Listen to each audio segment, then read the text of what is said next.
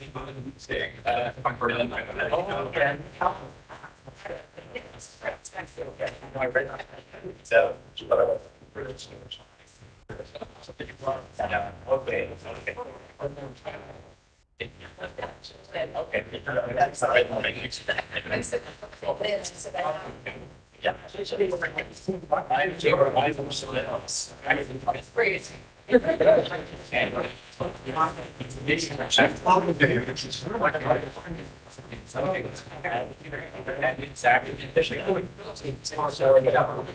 Yeah.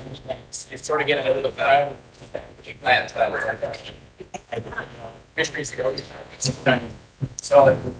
Bon après-midi tout le monde. Good afternoon, everyone. I'd like to call this public session of Moncton City Council to order. Welcome, everyone. Before we get started, I'd like to say a very special thank you to Dusty Tower and his tech team at the back for all the work that they put into making this possible here today. This is a historic meeting. We've never had one here, that's for sure, and we don't often take council out of council chambers. But with that, Madame la Greffière. All public meetings of Moncton City Council are simultaneously translated. Hearing devices are available. If you have the right to address City Council in the official language of your choice. Meetings are simulcast in both languages on the City of Moncton's YouTube channel and can be found on our website at moncton.ca. If you have registered with the City Clerk's office prior to the agenda deadline, that's 7 days prior to the meeting, you will be given 5 minutes for your presentation. Other presentations will be given 2 minutes. You will receive a reminder when one meeting is remaining. No presenter shall speak disrespectfully of council, staff, or a member of the general public. The use of offensive or profane language will not be tolerated. Any breach of this guideline may result in the presenter being asked to leave the council, usually chambers, but it'll be the Lounsbury Centre, at the discretion of the chair. Service d'interprétation simultanée est offert durant nos réunions. All public meetings of Moncton City Council have simultaneous interpretation services, and you have the right to address council in the official language of your choice. Receivers are available. Meetings are available on our YouTube channel as well as on moncton.ca. If you registered with the City Clerk's office prior to the agenda deadline, 7 days before the meeting, you'll have 5 minutes for your presentation. Otherwise, you will have 2 minutes. Please note that no presenters shall speak disrespectfully of council, staff, or a member of the general public. The use of offensive or profane language will not be tolerated, and any breach of this guideline will result in the presenter being asked to leave at the discretion of the chair. Merci, Madame la Greffière. Thank you, Madam Clerk. Yes, we have two 2-minute presentations, Marc LeBlanc on active transportation and Robert Dugree on seniors. Thank you. With those changes, is there someone who wishes to move the agenda? Thank you, Councillor Richard, seconded by Councillor Kingston. All those in favor signify by saying aye. Opposed? Motion carries unanimously. Next are conflict of interest, les déclarations des conflits d'intérêts. Est-ce qu'il y a? I do not see any. I think we're good. Thank you. We have the adoptions of the June 3rd, 2024 regular public meeting. Thank you. Is there someone who wishes to move that? Thank you, Councillor Butler. Is there a seconder for that? Thank you, Councillor Edgett. All those in favor signify by saying aye. Opposed? Motion carries unanimously. Il y a une question de soumission à l'approbation du compte. There is one item under the consent agenda, an exemption to the noise bylaw for the Université de Moncton on September 7th, 2024. Thank you. The consent agenda. Thank you, Councillor Legier, seconded by Councillor Bourgeois. All those in favor signify by saying aye. Opposed? Motion carries unanimously. As indicated on public presentations, we have two 2-minute public presentations. Merci. We have two public presentations. It is 2 minutes, and the first this evening is Mark LeBlanc on active transportation. Good evening. Good evening. Welcome. Thank you. On behalf of Active Transportation, Moncton, the construction zone along University Avenue is an AT corridor at the ASEC fisheries site has become a danger to the AT population, people walking and on with other devices. The site is on the AT plan map. What we walk on is a 1 meter sidewalk bordered by a car lane, no boulevard, and 2 industrial-sized gates on the other edge of the sidewalk, one measuring 10 meters and a second gate measuring 15 meters. These are big industrial gates. Heavy industrial equipment with 4 sight lines is entering and exiting at an increasing rate. On the other hand, there is underused space on University Avenue on the west side, lanes that are crisscrossed out. There seems to be space available that could provide a full 4 meter wide AT lane that could be usable by walkers, wheelchairs, e-chairs, bikes, e-bikes, e-scooters, everything that we are seeing more and more of these days. Not only for the multi-year construction, but usable by the growing AT population of the area. A note, there is new pavement near and around the site, and street lines have yet to be painted. Our action requested is to discuss, and I've already picked up the discussion with Alexandre and René to a minor extent today, but our action requested is to discuss AT street allowance, repainting, parking, and the snow program with engineering and operations, councillors, mayor. Thank you very much, Mark. The next presenter is Robert Dupuy on seniors. Welcome. Thank you, Council, for hearing what I have to say. I'm representing the Royal Canadian Legion Branch 6, and I want to talk about our seniors and what we've done since January. Our Legion is disability friendly, ground level, no stairs, automatic doors, and we also have air conditioning. We have a custodian that cleans the halls, restrooms before classes. We sanitize, we store their equipment, and we assist the setup that they need. On Monday, we have an exercise class with Jill Stiles with 31 people attending. On Tuesday morning, we have Trish Haley that has 56 registered. Evenings, we have Bertha Cormier with line dancing. She has 3 classes of 30 each, so there's 90 people.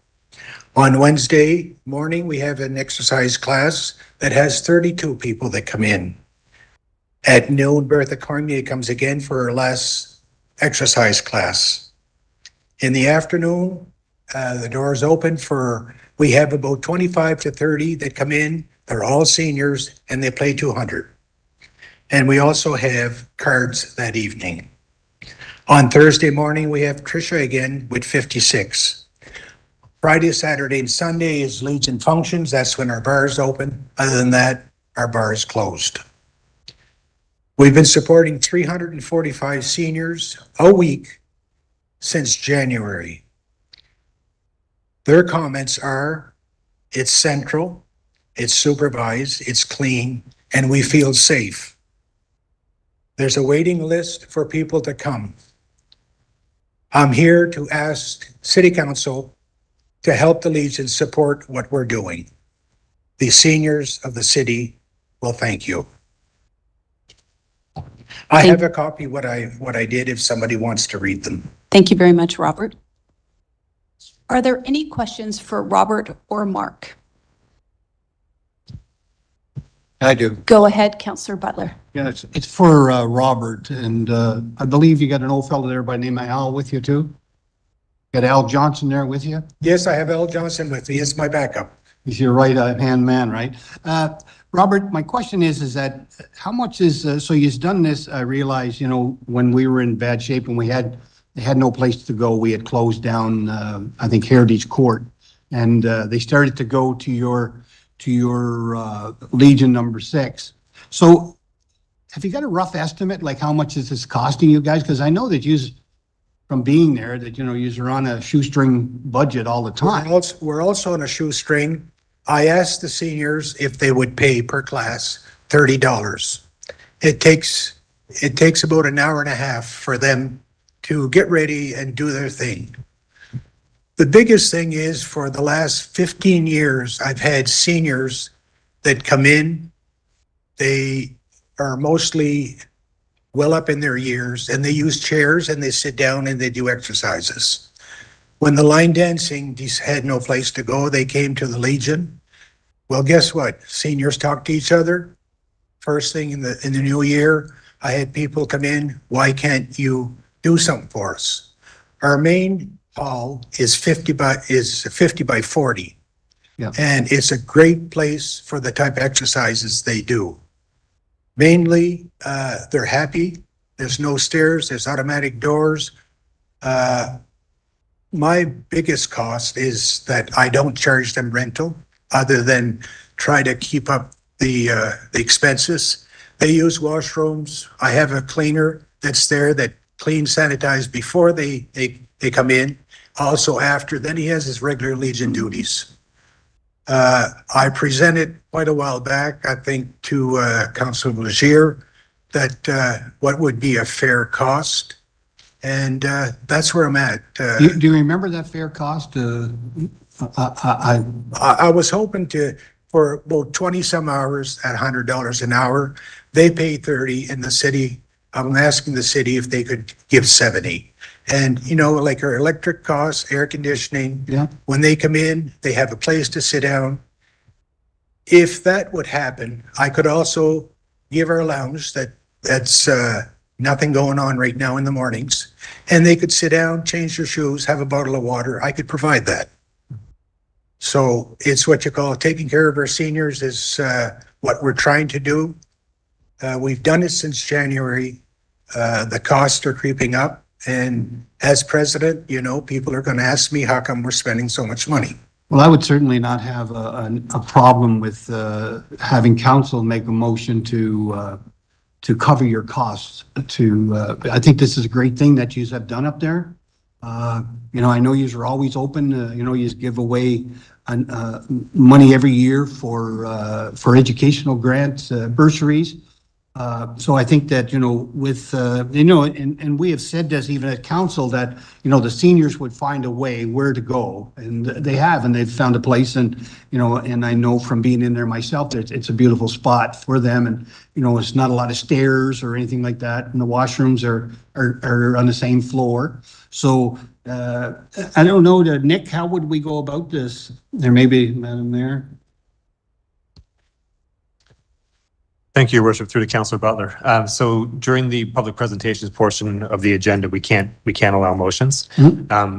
As you know, we are going to be speaking about seniors programming later on this evening. A motion could potentially be made during that item. However, I would say to my knowledge, administration has not seen a proposal from Mr. Dupuis yet. Pardon me? Oh, okay, sorry.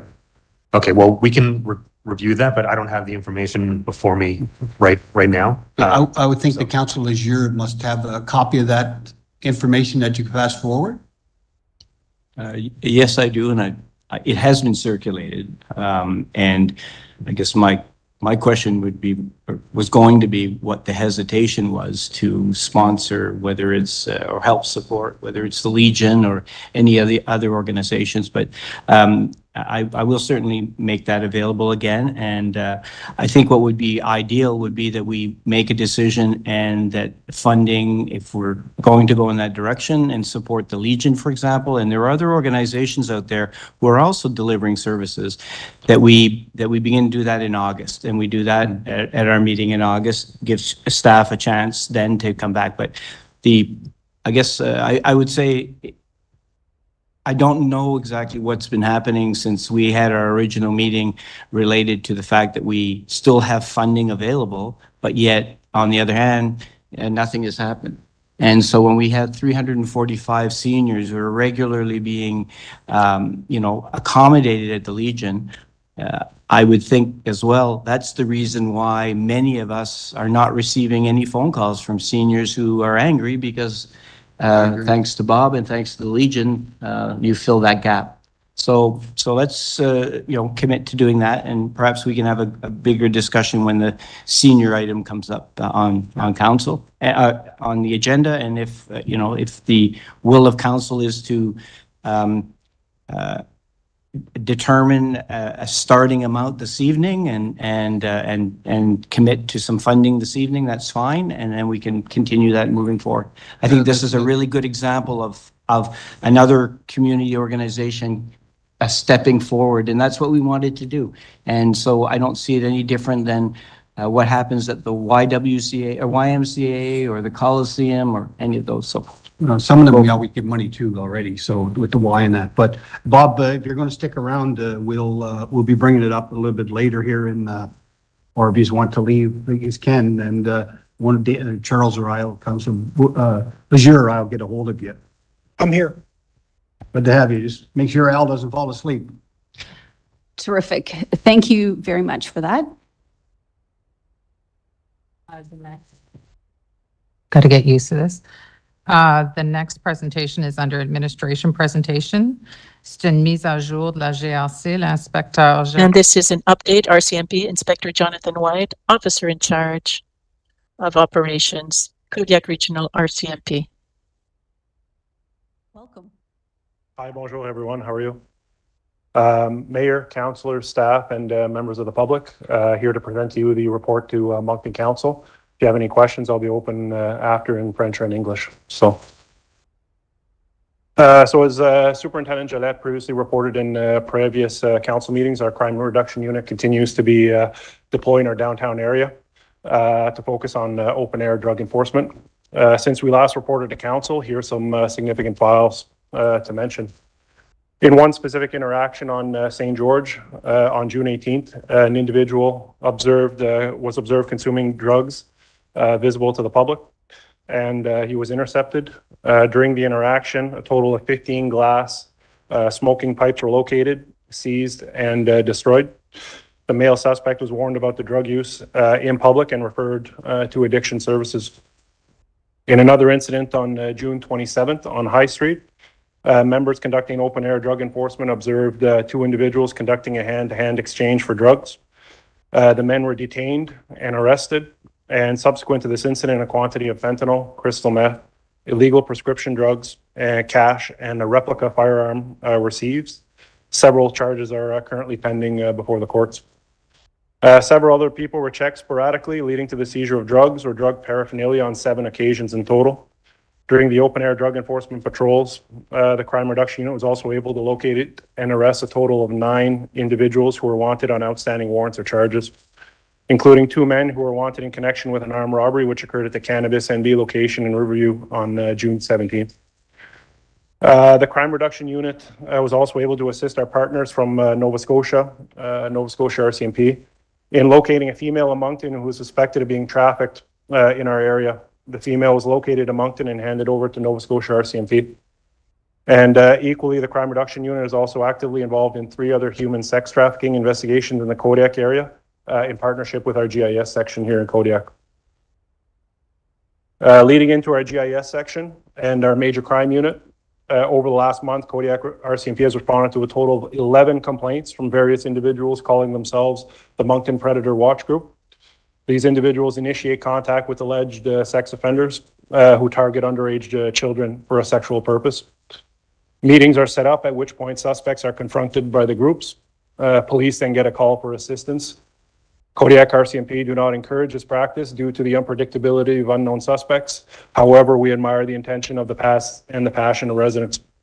We'd like to remind all residents that the New Brunswick RCMP possesses a variety of specialized police services, including the Internet Child Exploitation Unit, the Major Crime Unit, General Investigation Section, and our Digital Forensics Section. So if you suspect a crime of being committed, please contact us. During this week, we deployed at each of these incidents reported by this group and arrested the alleged suspects, and we're pursuing these investigations to the extent of the law. On July 17th, Kodiak Patrol responded to a report of a stabbing, which occurred near an encampment. The victim received serious injuries. The suspect, a 35 male from Amherst, Nova Scotia, was arrested on July 19th and remanded into custody. Also, on July 7th, Kodiak Patrol Section were dispatched to the Magic Mountain Amusement Water Park, where it was alleged that a male was inappropriately touching over other people. 25-year-old male from Halifax, Nova Scotia was located on scene and arrested. To date, a total of 12 victims have come forward regarding this incident. So we'd like to thank the public for their assistance in this file and remind others that you have not reported this incident to us. Please give us a call. The dedicated command team continues their preparations for the YQM festival later this summer in August. As mentioned in previous council meetings, this 3-day event will lead to an enormous increase in people in the Kodiak area. Our dedicated team is assessing the operations and focusing on the operations at the concert site, as well as operations throughout our area to ensure the safety of all participants who attend. In June, we had a total of 4 ARC employee recognition events in Kodiak. So thanks to their employees and dedicated work, take a short break and relax. Superintendent Gillette, Inspector Farah, and myself cooked food for a barbecue and served it to our dedicated staff. We also often don't take the time to thank our employees, so these events are a great way to do that. You also probably realize or notice on online forums that one of our members, Constable Luc Picard, organized a water gun event with Unified d'Enfants Daycare on Ryan Road. Several members from our patrol members and community policing attended. Moncton Fire also attended after Constable Picard reached out to them. So over 50 children participated. The event was quite a success, and we appreciate the work and the initiative done by our members. In regards to our community policing unit, we continue to be busy in and around the Moncton area on various issues. Since we reported to council in June, we have had the opportunity to attend several community events, including the following. So community policing members participated in Touch a Truck events, one at the end of June at Edith Cavell, and the other one last week at the Wee College. Touch a Truck events are a fun educational experience for the community as it allows children and their families to interact with first responders and visit the vehicles we use to do our important work. At the end of June, community policing members had the pleasure of meeting with the youth group and their parents at Hillside Baptist Church to discuss internet safety and consent. The member presented on various topics related to the issue. At the end of June, several members of the community policing unit and others from neighboring detachments, such as Southeast RCMP, joined Sergeant Dwayne Campbell of the Vancouver Police Department on bicycles from Sussex to Moncton. The leg was part of his cross-country journey to raise awareness for Cops for Cancer.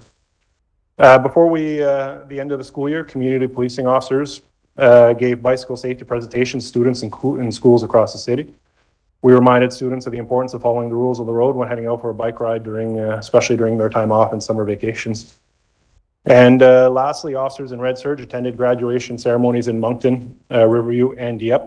So it's something we do every year, and we are honored to be such an important rite of passage for the young people in our community. As you all know, last weekend we had the Atlantic National Street Party, which is when our community policing officers attended, were part of, and so they decided to join in on the fun. The team was out front with a police cruiser, and people could even take a peek under the hood of our vehicles. Lots of kids had the chance to sit in Safety Bear's mini police cruiser and take pictures with Safety Bear himself. This was a hit, and we had so much fun meeting with people who had traveled across the country to our great city to participate in the event.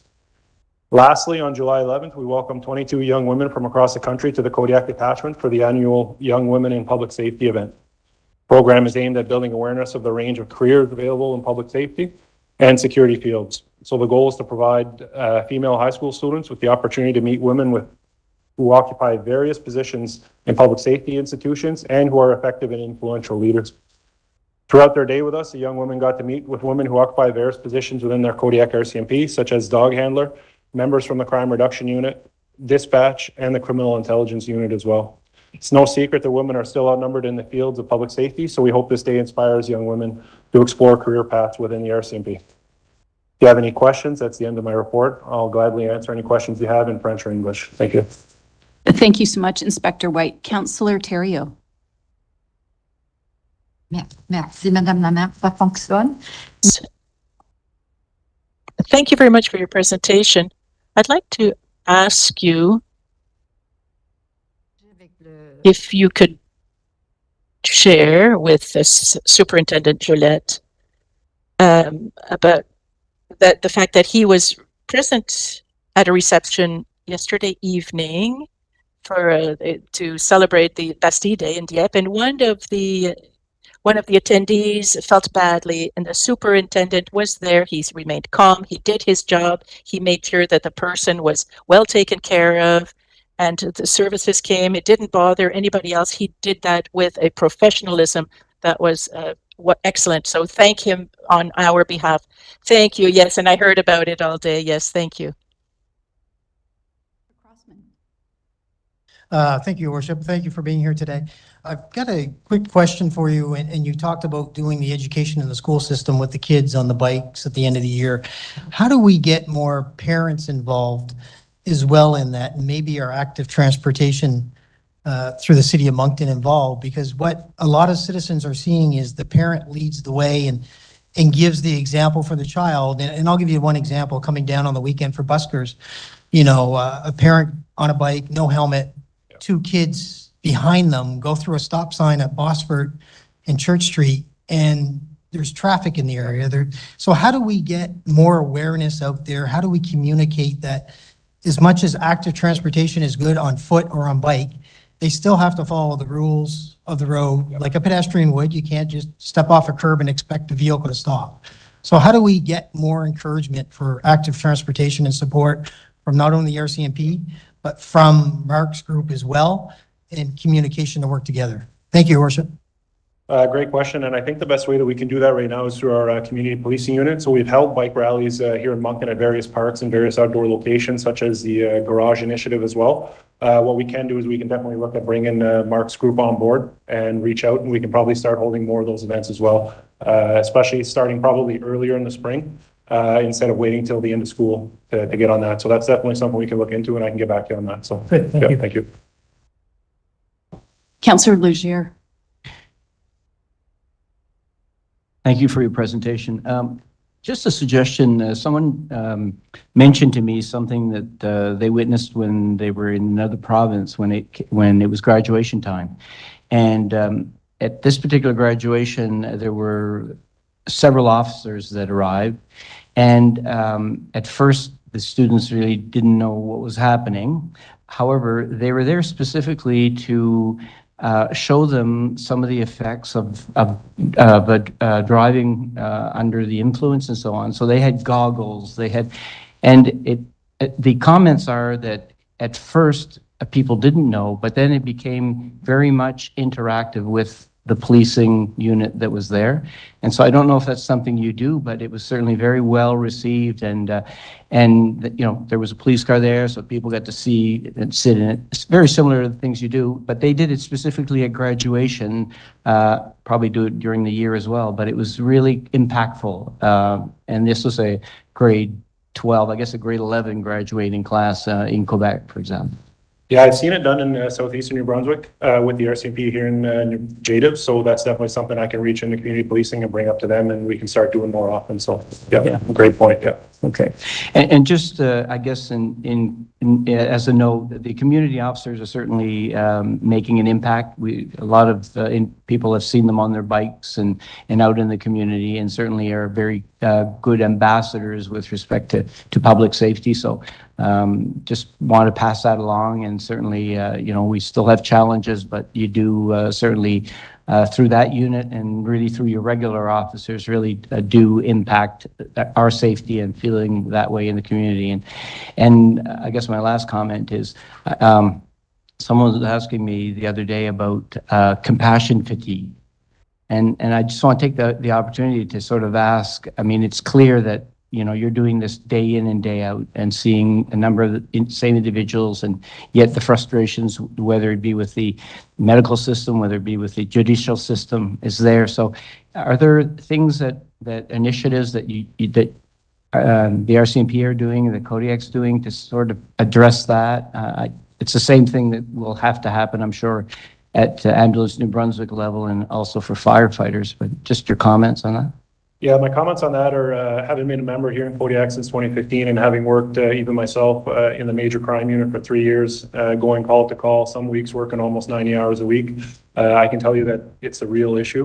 What I can tell you though is when we try to give members time off and when we try to make sure that we are appropriately staffed, that we have the resources so that the members, when they're on their time off, they're not asked to come in and provide overtime.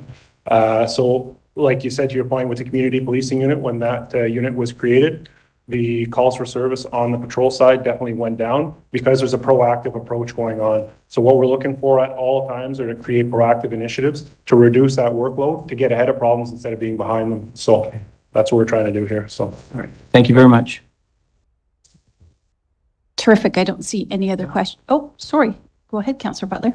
Thank you.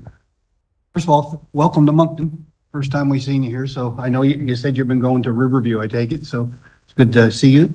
My question was, in our consent agenda, it says that in September 7th, the University of Moncton is going to have a concert with music and is going to be exempt from our bylaw at 11 o'clock. Do you guys still work closely with the university security? Because were you involved with this? Has anybody reached out to you as regards to patrol? not at this time. Is it similar to the last event that we had last year at the university? Well, I'm not sure. Okay. But it's open till 1 o'clock in the morning, and Okay. I would just maybe hope that maybe what you, and I'm sure you will beforehand, but it would be something maybe to note the touch base with their security, because I'm sure that you're going to get calls from the neighborhood for noisy party and people. Yeah, and one of our 8, so we have 8 senior NCOs on the patrol side in Kodiak. One of them, Sergeant Joel Arsenal, has actually actively taken on the role out of his own initiative to be the major event organizer and safety coordinator for that. So I'll have him reach into that group and we'll try to get ahead of it. So Yeah, I think that'd be a great idea. Thank you very much. Terrific. Thank you very much, Inspector White. thank you. Merci beaucoup. Our next items are planning matters, et questions d'humanisme. The first one is an introduction of minor amendments to the approved resolution and zoning for Eastgate Village. And I believe Sarah Anderson is here to give that report. Good afternoon.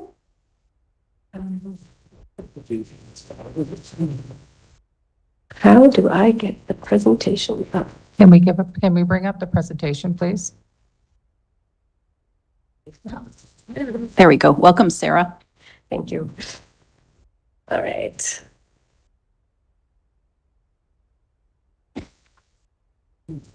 All right, so,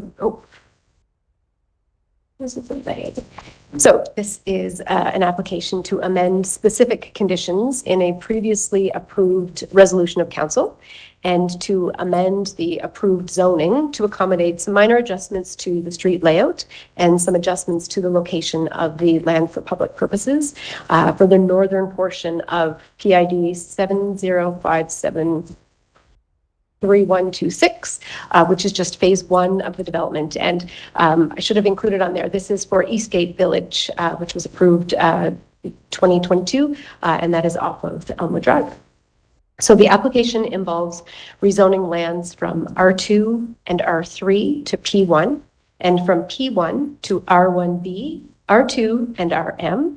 It also involves rezoning lands from RM and R2 and R3, from R2 and R3 to RM, and from P2 to P1. A lot of rezonings.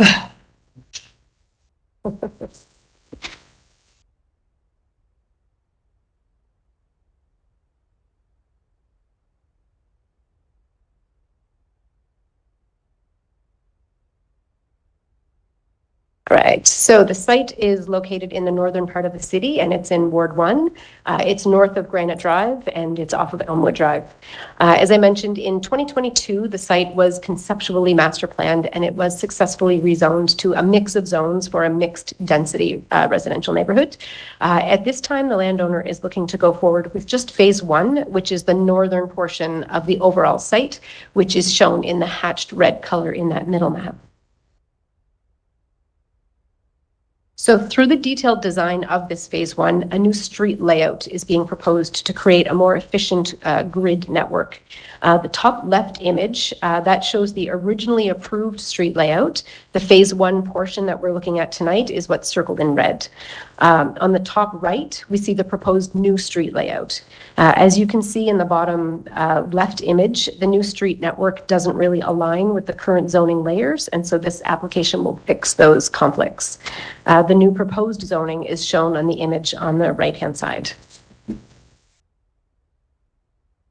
So this revised street network also accommodates a second or an emergency access for this phase 1 as well. Generally, a street can only be constructed to a certain length before a second access is required.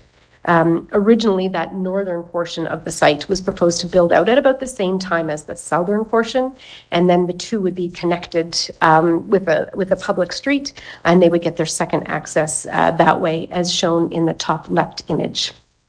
However, as the landowner is proposing now to just focus on that phase 1, that northern section, in order to be able to fully build out that phase, a second access is needed. So the proposal at this time is to use some of the land for public purposes for a temporary period until the southern portion builds out and connects the northern portion with the public street, next to the northern portion with the public street.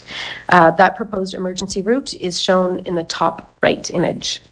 So this would be an emergency access only. It would be designed and built to discourage regular vehicles from using it as any kind of access. Once that emergency access is no longer needed, the landowner will be required to reinstate the access as a public trail to the specifications of the parks and the engineering department.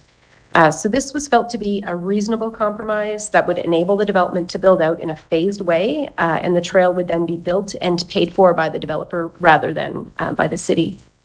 Additionally, after further discussion, there were some minor modifications being made to the location of that LFPP, or land for public purposes, for a more efficient trail network and a connection to the Irishtown Nature Park, which is across the street off of Elmwood Drive.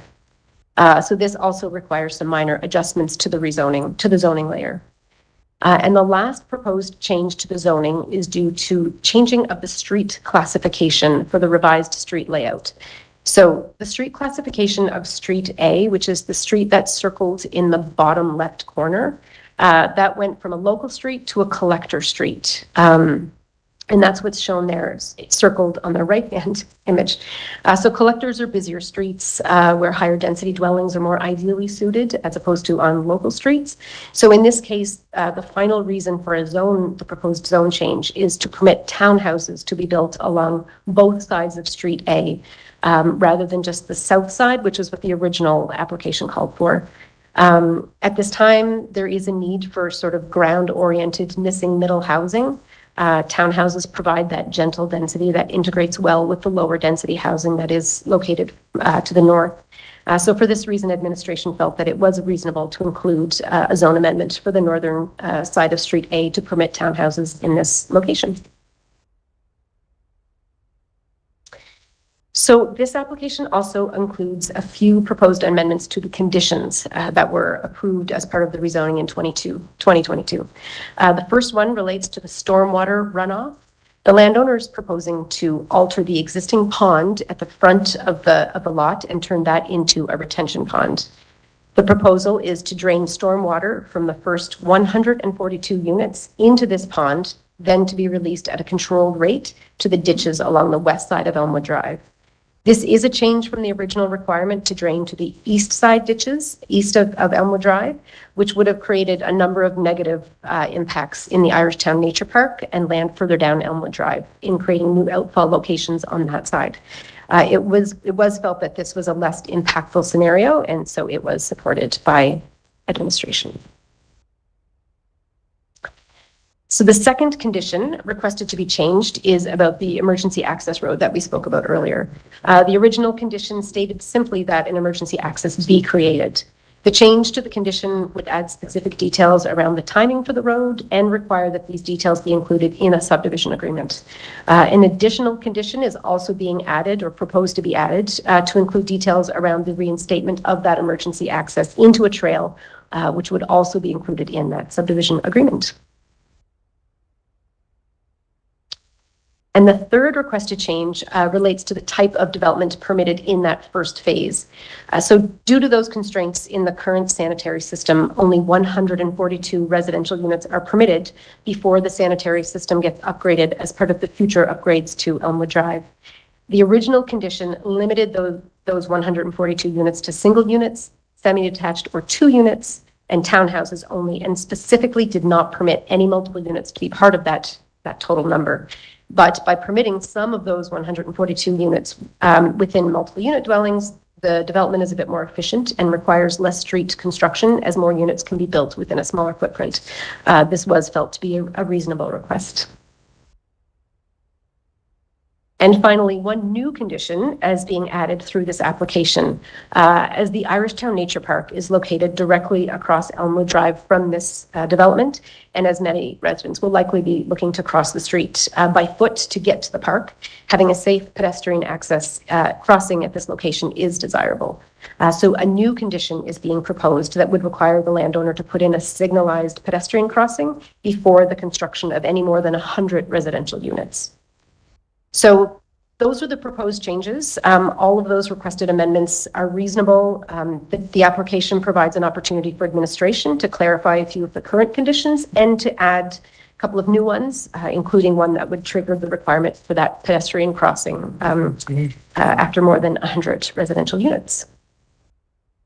So at this time, in terms of a recommendation, administration recommends that Moncton City Council proceed with the zoning bylaw amendment being zoning bylaw Z 222.6.1, that council give first reading to that amendment, that a public hearing be set for August 19th, 2024, and that bylaw Z 222.6.1 be referred to the Planning Advisory Committee for their written views. And the rezoning, if approved, should be subject to an amended resolution with conditions that are listed below. So there's 18 of them or something, so I don't know if I have to go through them all, but I can if you need me to, and I'm happy to answer any questions. Terrific. Thank you, Sarah. Councillor Terrio, do you wish to move this recommendation? No, I do have a question. Is there someone who wishes to move it? Councillor Crossman, seconded by Councillor Bourgeois. Back to you, Councillor Terrio, for questions. I'm not sure. Am I supposed to press the button or am I? Is it If the okay? button's up, it's on. And make sure you're really close. C'est beau, merci. Merci, Sarah, pour la présentation. Thank you very much, Sarah, for your presentation. On such a project, It's becoming more normal. We're starting to see more. I mean, it's a big project. There was a mix of densities. It was done sort of conceptually. At the time, the question really was, is this land even going to be rezoned? And so those details of when you really get into looking at street construction, those really only happen after the fact, once they actually know whether or not they're permitted to do this. So this was big. There was a lot of different things associated, different zones, different things to consider. And so ideally, no, but sometimes it does happen. Yeah. merci, Madame la Maire. Thank you very much, Your Worship. Did you have a question? Yes, Your Worship, I did. Sarah, thanks for the presentation. In the presentation, I know this is going to a public hearing and so on and so forth and Planning Advisory Committee. My concern becomes the fact that we're limiting the amount of doors. And I know that is 142 doors that we're talking, and I'm going to talk doors rather than actual size of buildings and so on and so forth. And the developer is tied to that number because of the fact that the province and the federal government have not come together yet to support the widening of Elmwood Drive and the necessary updates to Elmwood Drive to make sure that this project is a true success when it fully builds out. Is that what I'm under the assumption of tonight? Because I know City Council has approved funding, just before you answer, I know City Council has approved funding in the budget for our portion of that, but there's been zero response from the federal government or provincial government to make this a safe corridor for not only active transportation, but for kids in the neighborhood. There's people accessing the Irishtown Nature Park. I know I go there quite a bit. You know, why, is that what we're looking at here? The 142, there were a lot of studies. It is it's the capacity for the current sanitary system. Right. And so there just is no other option. The pipes just can't accommodate that much more. So that is what's limiting it, unfortunately. Yeah, and unless we get the other levels of government on board, Yes. then we obviously can't do that infrastructure update that's going to help our housing crunch and get people into these houses and make Elmwood Drive a much safer corridor for everybody in the area coming and going. So that, I know it's going to a public hearing, and I know that I'm venting right now, but I really feel that that should be important. And the Planning Advisory Committee needs to understand that, because I can remember clearly that this was denied by the Planning Advisory Committee when it came to council, and council had to make the decision. So I just hope that when this goes back to the Planning Advisory Committee, you know, in July on the 24th, that there's, you know, a bit of a better understanding on what is exactly this project is going to detail. Because over time with the build out, you're right, we're going to have a lot of doors. We're going to have a private school there. As far as I know, that's still on the plans and that's still in the works. And as far as I just want to make sure that this goes off without any hitches, and we all understand there's two other levels of government currently that are stopping Elmwood Drive from being updated to allow this project to expand even more. So thank you, sir. I appreciate it. Thank you, Your Worship. Councillor Bourgeois. Merci, Madame la Maire. Merci pour la présentation. Thank you, Your Worship. Thank you for your presentation. I have two questions. It concerns Street D. Okay. I'm assuming that south of the lot that you're discussing today says future phase. I assume that the same owners for this development also own the southern part, which is the future phase, right? Correct. But west of Street D, is that also the case? I'm trying to locate Street D, but yes. So the same owner owns the whole parcel that was identified in red. They're just looking at that phase one right now, but they do own, the same folks own the whole thing. Yeah, otherwise it wouldn't make sense to have a street that would abut Right. somebody else's property. Okay, perfect. We do like connectivity, but yeah, no, that's there. They do own. Okay. My second question is about condition number 3, and it's the stormwater runoff. What happens after the city system is built? Will we rehabilitate that condition? Or is the stormwater going to be kept, the stormwater runoff kept on site, or will it be plugged into the city infrastructure? So the pond, from what I understand, the pond will not be plugged into the city infrastructure. After 142 units, everything else will go into the upgraded pipes and the upgraded system. So that pond will continue to act as a stormwater pond forever for those 142. And is that what the developers want as well? Like eventually you could drain the pond, plug it into the city infrastructure and build more lots? They do have to meet zero net. So, I mean, it's For those 142, but Right. not for the rest? for all of it. Yeah. Okay, all right, perfect. Thank you. Merci, Madame la Maire. Thank you, Councillor Legier. Cool. Thank you, Your Worship. Details. I have a question though on the future of the school. And there's a sign on Millennium indicating that that's the future home of Eastgate. So can you perhaps speak to, the school is still identified on this plan. That was one of the discussion points when the rezoning came before council. So what is the future then? And that seemed to be what was extremely important in making this development move forward in the first place, which extended our serviceable boundary. That wasn't necessarily brought up during the conversation at this time. They're really just looking to get the residential homes built. But I can definitely come back at the public hearing with some more information for you. That would be good. Thank you. Terrific. Any other questions? On the question, all those in favor signify by saying aye. Opposed? Motion carries unanimously. Thank you, Sarah. Le prochain item.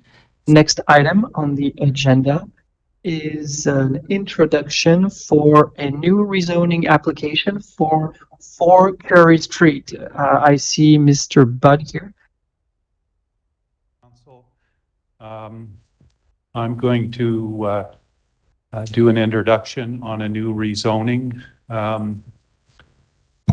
It's an application to rezone 4 Curry Street from R2U urban dwelling to R3 multiple unit dwelling.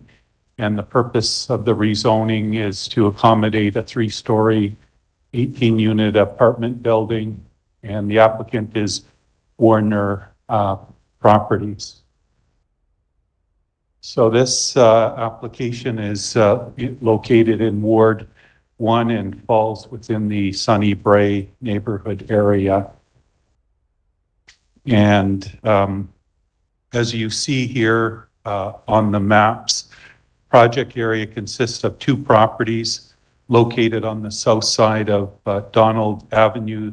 The applicant is proposing to consolidate the 2 properties to accommodate the apartment building. And some of the surrounding land uses include a 4-story apartment building zoned R3 to the north, 2 8-unit apartment buildings zoned R2U to the east, the former CN Pension Center and CN rail line to the south.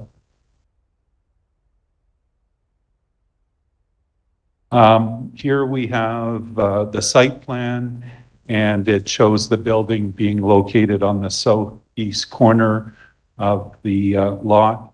The location was chosen to minimize the siting of the building in relation to the surrounding lower density housing on Donald Avenue, and reduce the risk of overshadowing. The primary entrance to the building will front Curry Street. Vehicle access is planned through a 2-lane driveway entrance on Curry.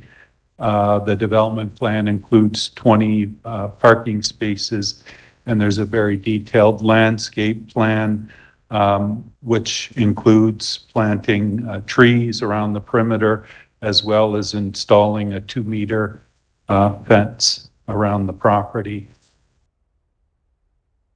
And this is a visual rendering of the property. It's going to use traditional materials for the entire building. From a planning perspective, the project supports the long-term vision of Sunny Brae neighborhood by encouraging a variety of building forms. And these properties have been vacant since 1970, so it will provide much-needed housing units in the neighborhood.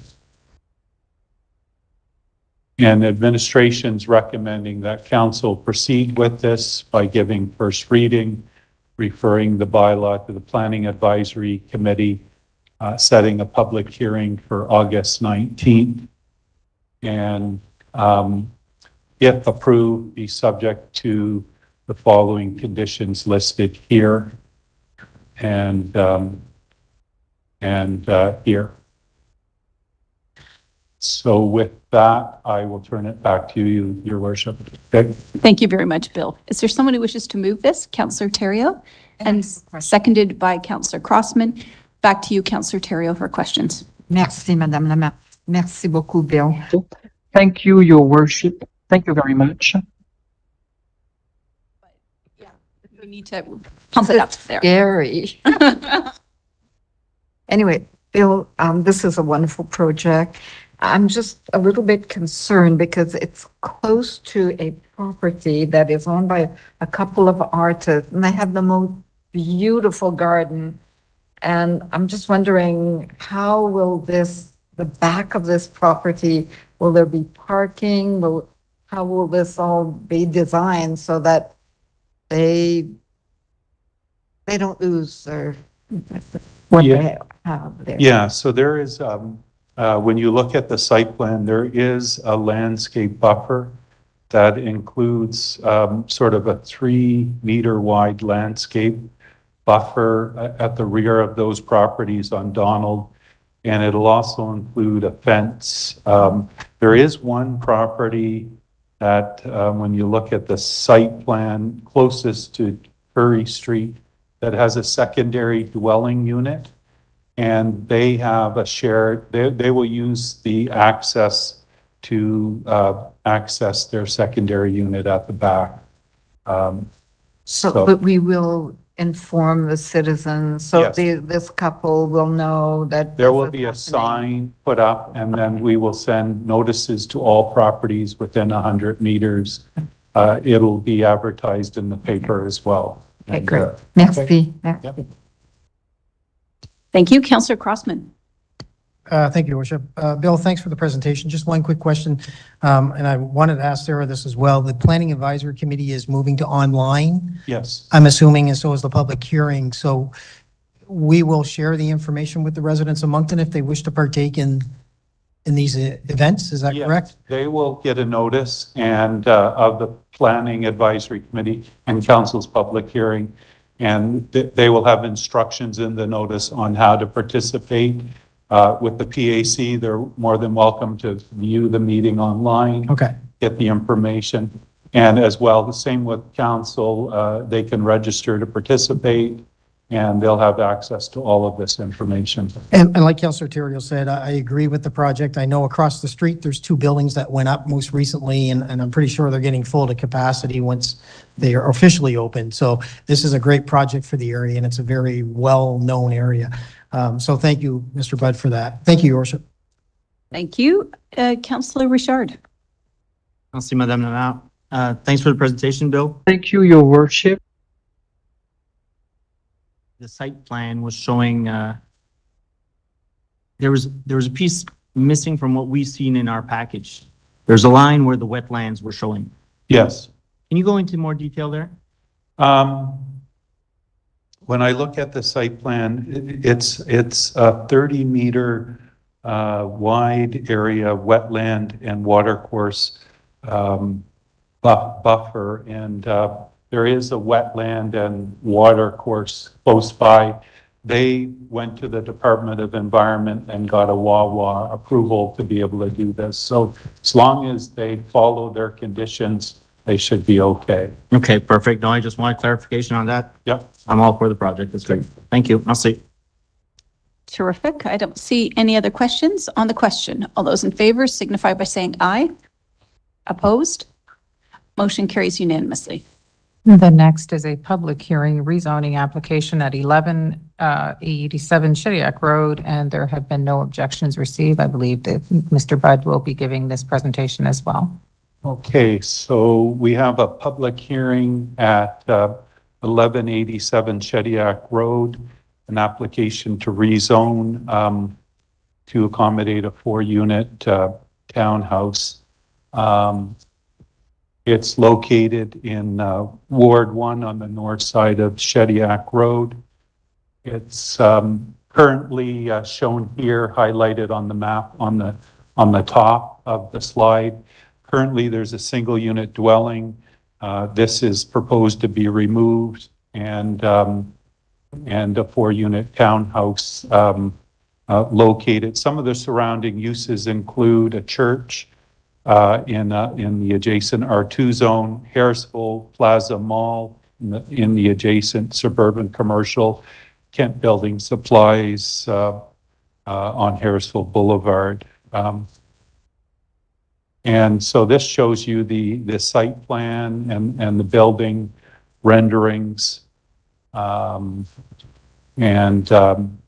an attractive townhouse. Administration's recommending that this proceed, subject to the following listed conditions here in your package. And with that, I would turn it back to you, Your Worship. Thank you very much, Bill. Is the applicant or developer here, and do they wish to speak? Yes, and they don't have anything Okay. to present. Any other proponents for this development that wish to speak? No. Any objectors? I don't believe there were any objections. No? No? Are there any questions from council? Go ahead, Councillor Kingston. Thank you, Madam Addis. Thank you, Bill, and thank you for the presentation. I live in the area, so we're all quite familiar with that area. The traffic in and out, Bill, if I didn't pick up on that, I'm sorry, that part of it, because that's a busy Shediac Road. When they leave the lights at Harrisville, they're flying up the, pardon me, not flying, they're proceeding up the hill eastward, and then you have East Street. So in and out will be consideration, obviously. Yeah, this was, the planning staff reviewed this with the transportation engineer, and there's no issues. And from my understanding, the driveway is being shifted a bit to a better, safer location. So, but there's no concerns here. Great. Okay, thank you, Bill. Merci, Madame Addis. Thank you.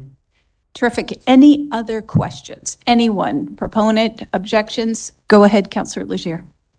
Yeah, thank you. Just with respect to the setback from Shediac Road, what would be the distance? And I'm not sure if there's a sidewalk there at the moment.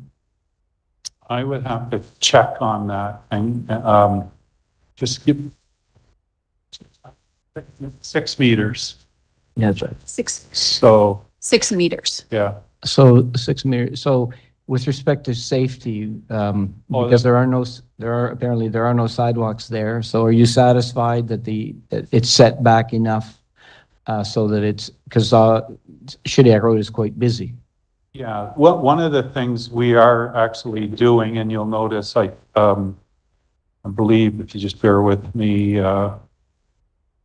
yeah, we have development charges. We are widening the street right away from that in Harrisville Shediac Road intersection out towards the new MID business park. And I believe we have the right of way there to accommodate the widening. And so there'll be a sidewalk on one side and a multi-purpose trail on the other, and widening the lanes there. So Is that normally, would that normally be reflected in what we're seeing here and we're approving, or is it just that? it's already kind of part of the city's development charge bylaw and future capital infrastructure improvements. Okay, So, all right, thank you.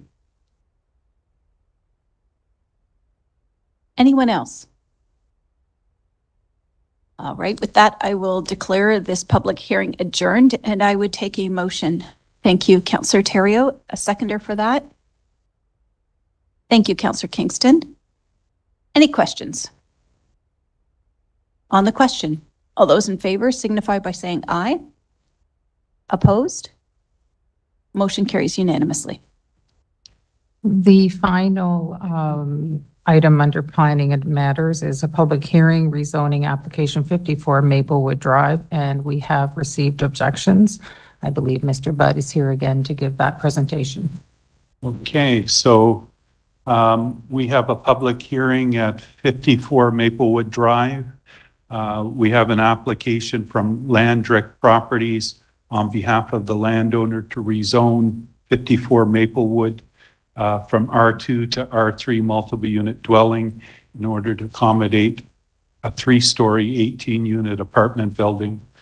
The property is located in Ward 1, generally located between Shediac Road and the Veterans Memorial Highway.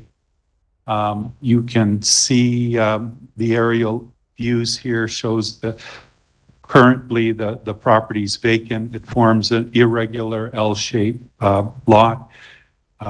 It's relatively narrow at the street and then significantly widens as the lot approaches the rear. There's a line of mature trees along the southern edge of the property abutting the highway. The applicant intends to retain these trees as part of their development, in addition to a new fence and landscape area next to the residential properties on Forest Hill Drive. The property in question is a unique situation where it falls between two zone boundaries and is currently designated R2 and R3. So the request is essentially to extend the R3 zone to the remaining portion of the property. This is a copy of the site plan. It shows the building being located in the southwest corner of the lot. And this location is chosen to minimize the siting of the building in relation to the lower density residential development on Forest Hill Drive.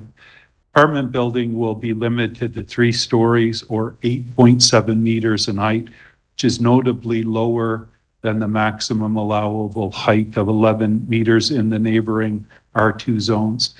Consideration to height ensures the apartment building remains in a scale with the surrounding residential environment and reduces the risks of overshadowing. The applicants also provided a detailed landscaping plan that demonstrates substantial conformance with the zoning bylaw.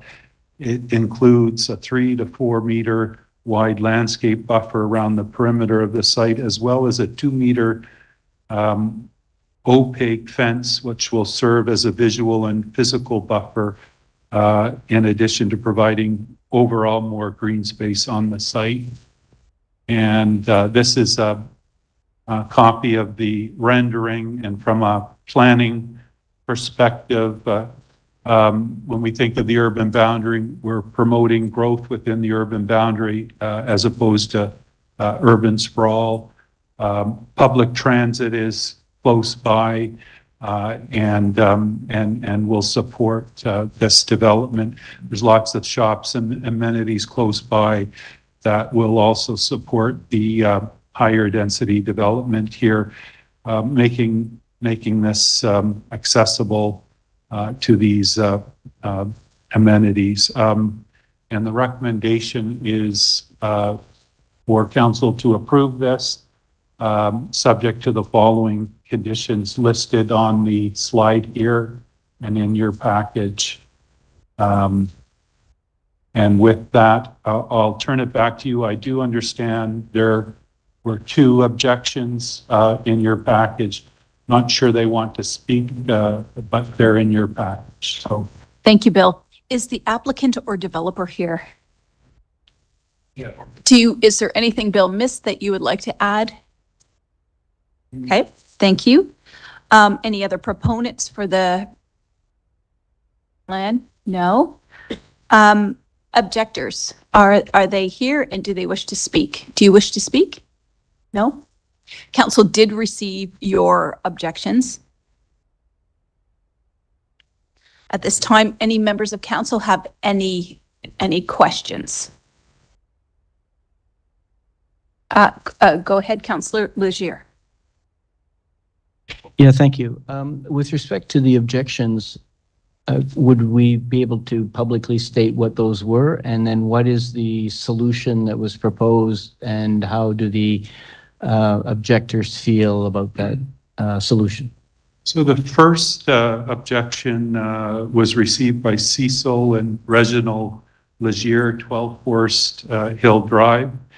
Their primary concern was the parking lot will be in our backyard, therefore increasing the traffic by 33% and noise.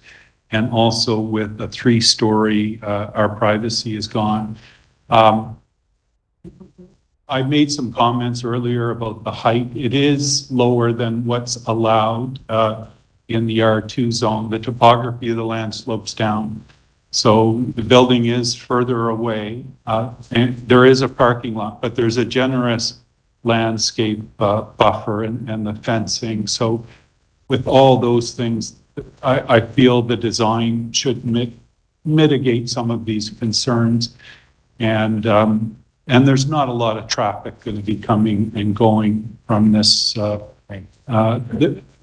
different peak times, but it should be minimal.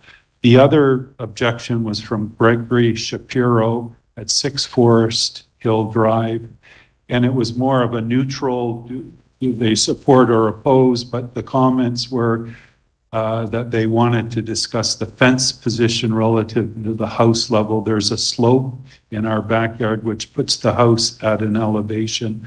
We'd also like to discuss the fence material and maintenance. And so those were some of the comments. But there is a condition to have a 2-meter high opaque fence, which is solid, whether it's wood, PVC, or other similar So were any conversations, did any conversations occur? On this is on vacation, and I'm not sure if he did have any further discussion on that. So a question would be, is the developer open to, and maybe with your department taking a look at, making sure that to the best of the abilities, there comes some type of compromise without knowing all the details and Yes, most certainly. And it's not in my summary notes, but I also think there was some concern in their backyard that they had trees and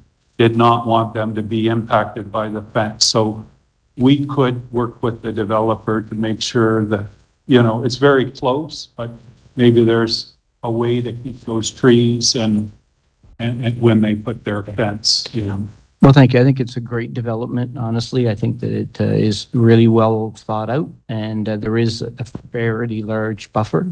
So I think just doing those few additional, having those conversations, I think could be helpful. Overall, it's good development. Thank you. Thank you. Councillor Crossman. You're good? Okay. Councillor Bourgeois? Yes. Up. It's counterintuitive. Hello? There you go. Coming back to Councillor Lejar's question, I agree with the residents who are concerned that the parking is in their backyard. The way the lot is proposed, the apartment is to the west and the parking is to the east. The property next door to the north is a commercial venue, if I'm not mistaken. So it would be so more pleasant for the neighbors, both whoever is immediately to the northeast and to the east, if the two were reversed. Is there any way the parking can be put to the west side, closer to another commercial development, and the apartment building be to the east side, minimizing the impact on the neighborhood? I would say from a planning perspective, the planning staff probably took that into consideration and are recommending this is the best layout. So I would not propose a change, but if council wants to make a change or consider it, I would say to table this matter and postpone the public hearing to another date so we can have this matter look, but I wouldn't recommend it. I think this is the best layout for this property. Well, it is for the developer, I get it, but the for the screening- neighborhood. Well, the screening and the trees will mitigate the location of there's a large landscape buffer, the trees being planted, the fence will mitigate issues of the parking in this location. But the trees can stay there with the apartment to the east. There's new trees being planted here. Okay, so. Doesn't matter. Anyways.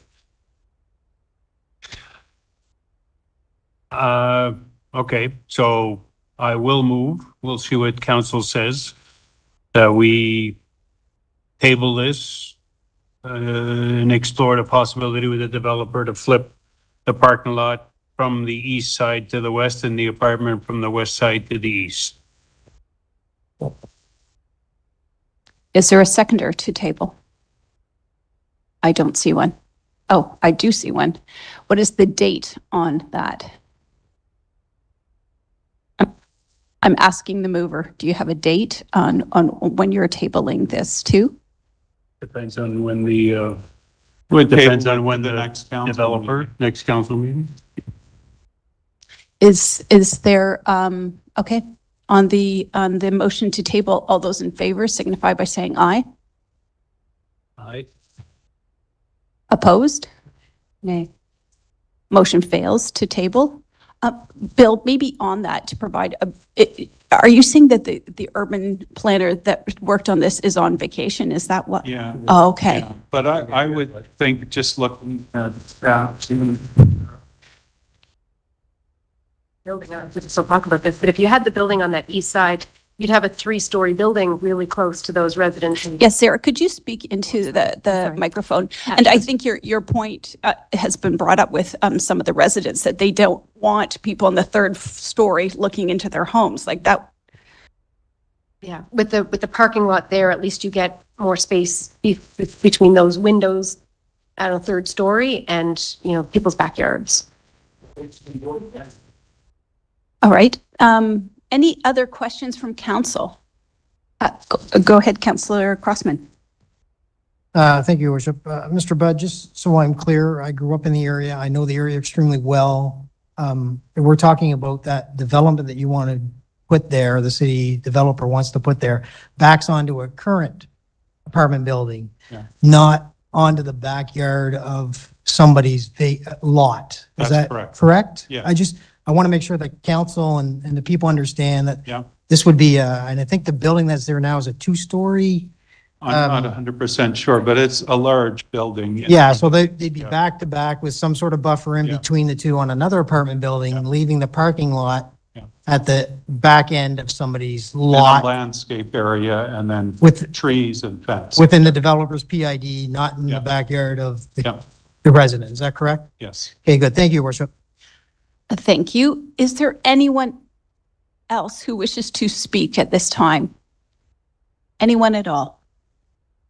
I see no one, so I will declare this public hearing adjourned, and I will take a motion from council to move the recommendation. Thank you, Councillor LeBlanc and Councillor Crossman. Did I see your hand? Seconded. Any questions? On the question, all those in favor signify by saying aye. Opposed? Motion carries unanimously. Thank you. Good night. The next items is councillor statements, les exposés des membres du conseil. Go ahead, Councillor Bourgeois. Merci beaucoup, Madame la Maire. I just wanted to thank staff for organizing or reorganizing council meeting and adapting. It is because of the public hearings that we just had that we must make all the efforts possible to be as democratic as possible, and doing it virtually probably eliminated the possibility for some people to attend as they're leaving. But at least we owed it to the public to be as transparent and open as possible. So thank you very much for the staff who put in a lot of hours rearranging our meeting location and all the effort involved. Merci, Madame la Maire. Thank you. I see nobody else. Let's move on. Next is les rapports et recommandations des commissions. We now have reports and recommendations from committees and private meetings. Private meetings, and the first is a recommendation from a private meeting of Moncton City Council, September 13th, 2021. Moncton City Council at its private meeting of September 13th, 2021 reports the agenda for the private meeting of September 13th, 2021 was adopted and recommends the following. That Moncton City Council authorize and direct administration to negotiate the acquisition of trail easements with the property owners of PIDs 00998880, 00998898, 70426341, 70628953, and 70370408 to the amount authorized by council as supported by the appraisal, and to authorize administration to prepare easement agreements with each property owner upon successful negotiation, and that the mayor and clerk be authorized to execute all documents necessary to give effect to the required easement and to affix the corporate seal of the city of Moncton thereto. The background on this is Humphrey Brooks Trail, which runs from Mooseville Road to Harrisville Boulevard, constructed in the early 2000s as part of the Millennium Trail Project, is a subject of upgrades for slope stabilization and necessary improvements. Negotiations have been concluded with the landowners, and the city requires council's approval to have the easements finalized for registration to carry out these upgrades, and in future to ensure the integrity of this important part of the trail network. Terrific. Is there someone who wishes to move this recommendation? Thank you, Councillor LeBlanc, seconded by Councillor Kingston. Any questions on the question? All those in favor signify by saying aye. Opposed? Motion carries unanimously. The next item is coming out of the Committee of the Whole recommendation of the Committee of the Whole of July 15th, 2024. Moncton City Council at its Committee of the Whole meeting of June 24th, 2024 is recommending the following: that Moncton City Council approve the proposed changes to the City of Moncton's corporate procurement policy dated June 2024. And I believe there may be a PowerPoint presentation for this.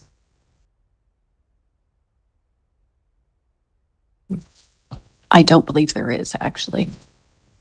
Is there, Jacques? Is there a PowerPoint? There is? Yes. Okay, Jacques is saying yes. Thank you, Your Worship, members of council, and Tanya is online as well, that will be doing the presentation. Thank you. Tanya, the floor is yours.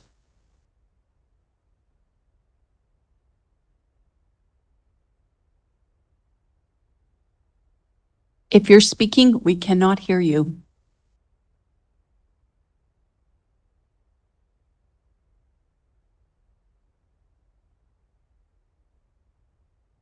Thank you, Your Worship, members of council. If we have technical difficulties, I can do it quickly too as well.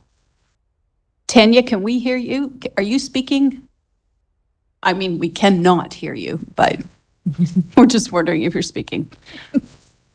Looks like it's not working. Maybe Jacques, you could take us through it quickly? Yes, absolutely. I apologize. I'm Oh, sorry.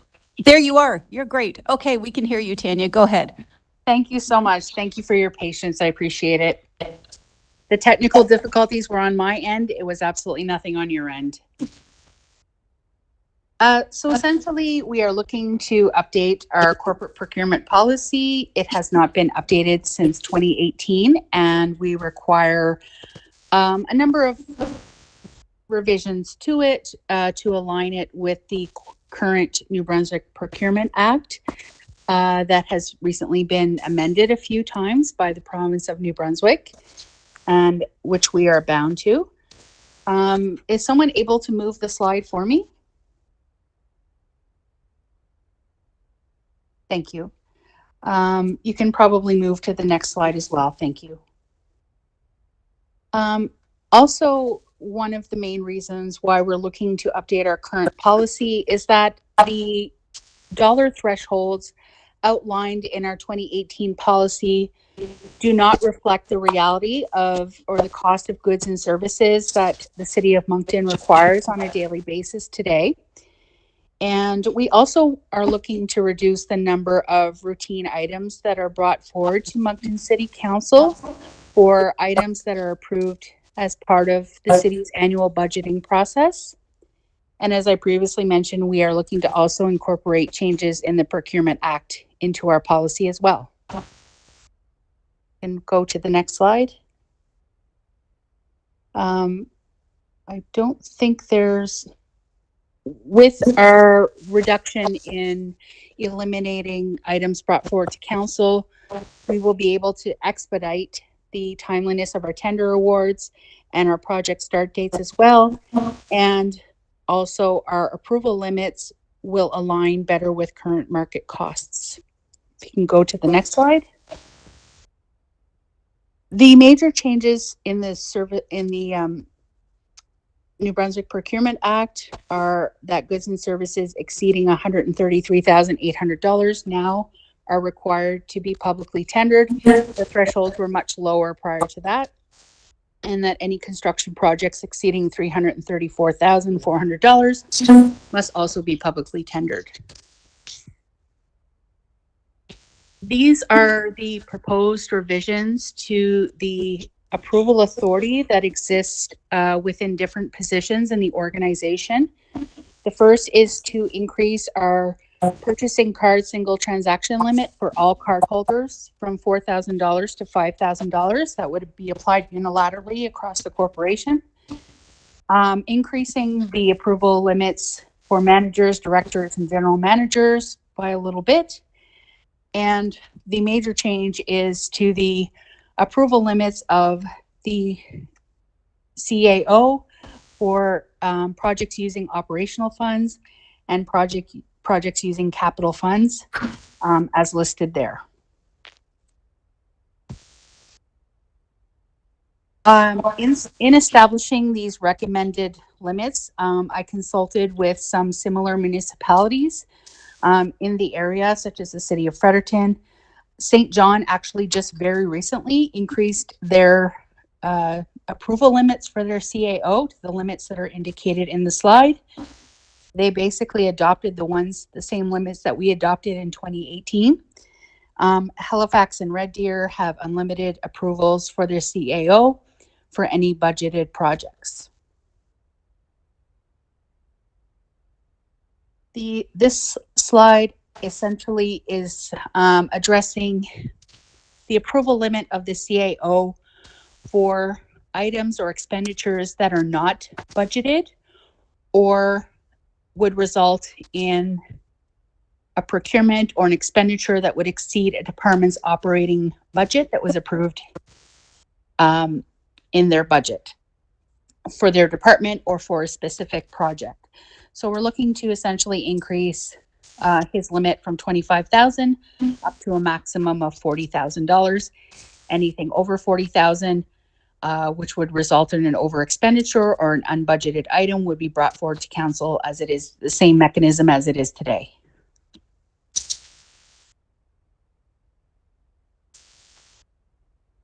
You can switch to the next slide. Thank you.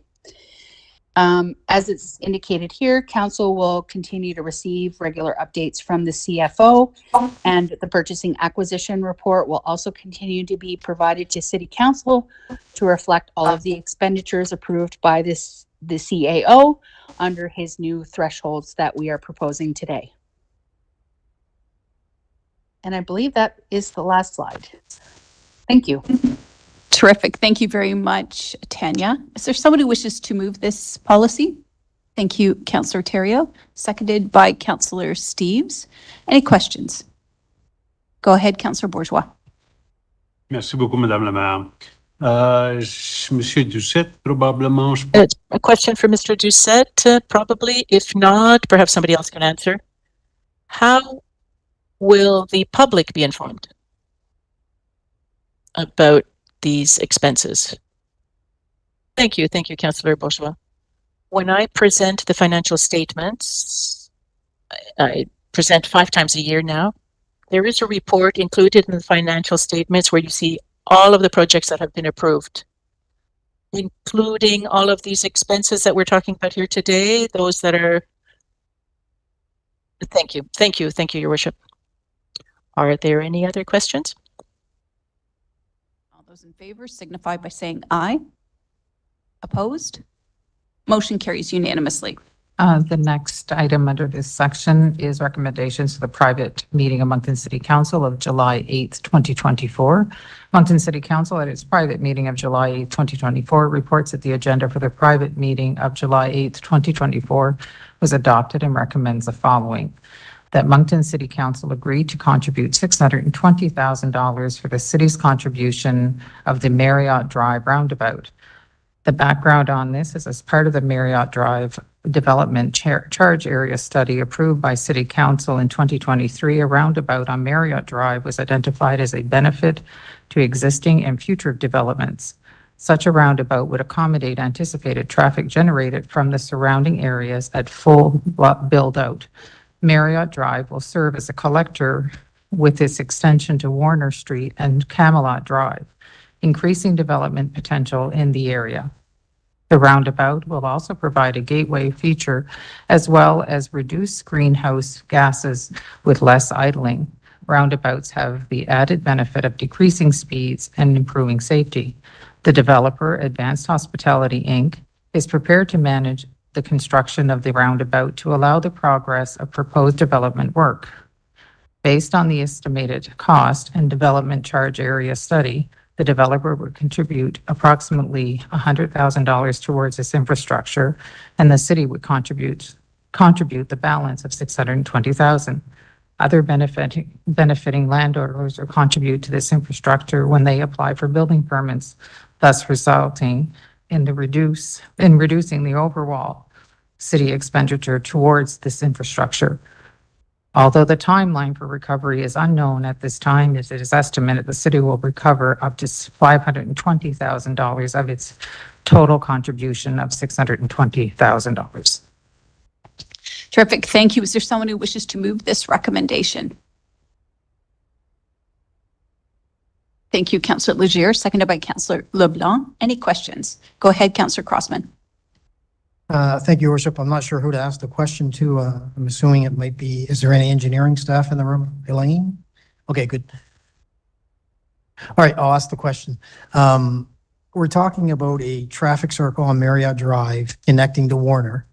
And we know the challenges within the Camelot currently for construction, development, and how quickly it's growing. So what is the time frame on this traffic circle on Marriott Drive connecting to the new road of Warner that we have been talking about for a number of years to make sure that we no longer have construction vehicles going through an older part of Camelot Drive, the speeding factor, the dirt, I'm going to call it, I don't know what else to call it, that's currently going on within Camelot Drive. Thank you, Your Worship, through to Councillor Crossman. Right now, the contractor, or the developer, I should say, is ready to move along, but he's waiting for a few steps on the approval from a subdivision development point of view. So you will be seeing some development plans coming to PAC first, PAC, and then to council in the short term. The intent is to have the construction of that roundabout and the street extension be done this year by the end of 2024. And by the time that we see some actual, that the public can actually use it, will be a different time frame. Right. The goal is to have the construction traffic use Marriott Drive, and I should say coming from Harrisville instead of Camelot Drive in that neighborhood. And that's what we intend to do during the construction of the area, that roundabout and the extension of the street. Okay, so when those dates do become nailed down with the PAC and, going forward, can you share that with the ward councillors and the at-large councillors? Because we are contacted, as you know, Renee, constantly from people within the Camelot area. And we just want to make sure that there's communication going back and forth so that they do understand that. And I was under the impression that the Warner Drive would be for construction vehicles only so that he can build it out, because there's been a lot of changes in the area, clear cutting and development planning in the area. So I want to make sure that we communicate that with the residents of the area, because they've been extremely patient. And you provided great information up to now. We put in a four-way stop and things along this line to improve it, but I just want to make sure we communicate that with them so that they're on board as well.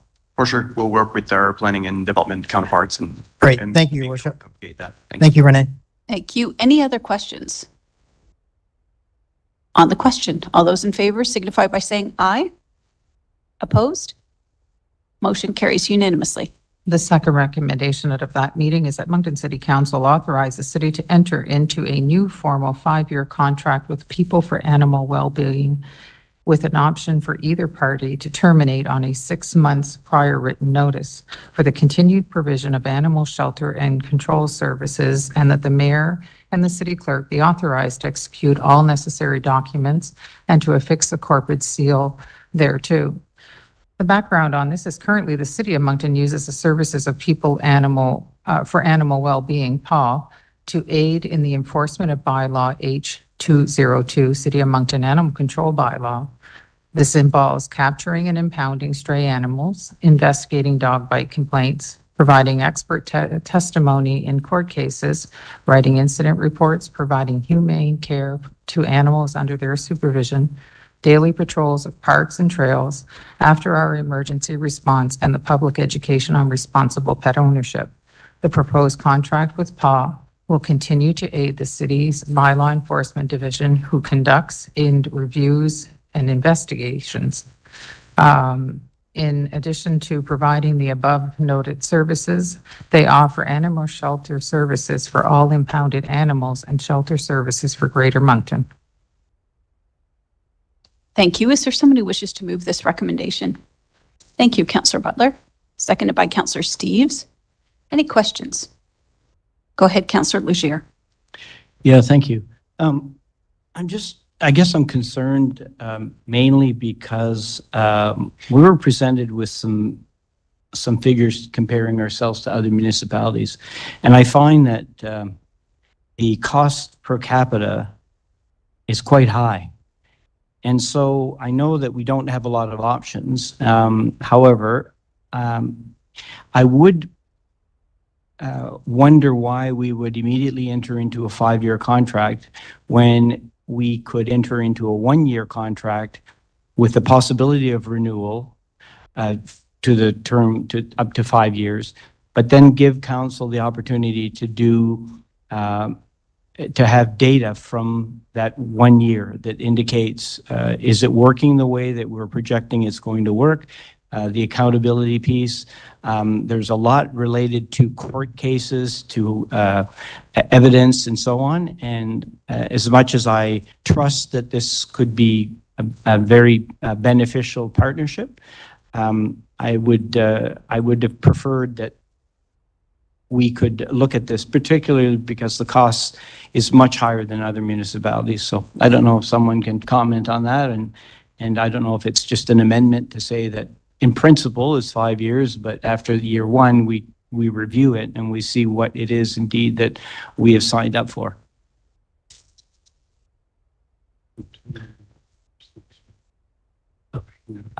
Greg, go ahead.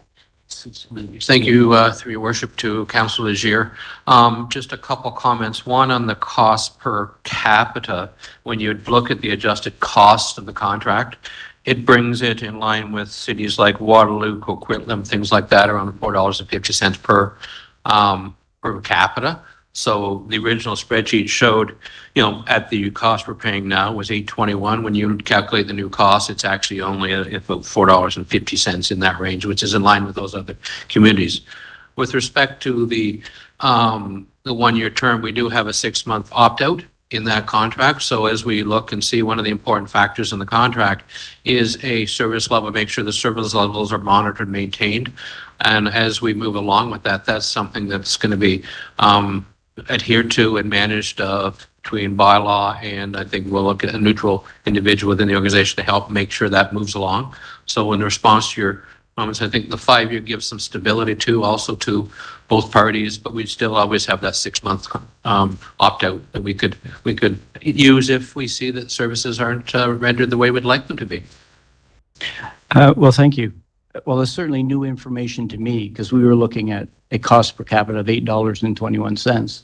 And so now you're indicating that it's more in the line of Waterloo, which is $4.38.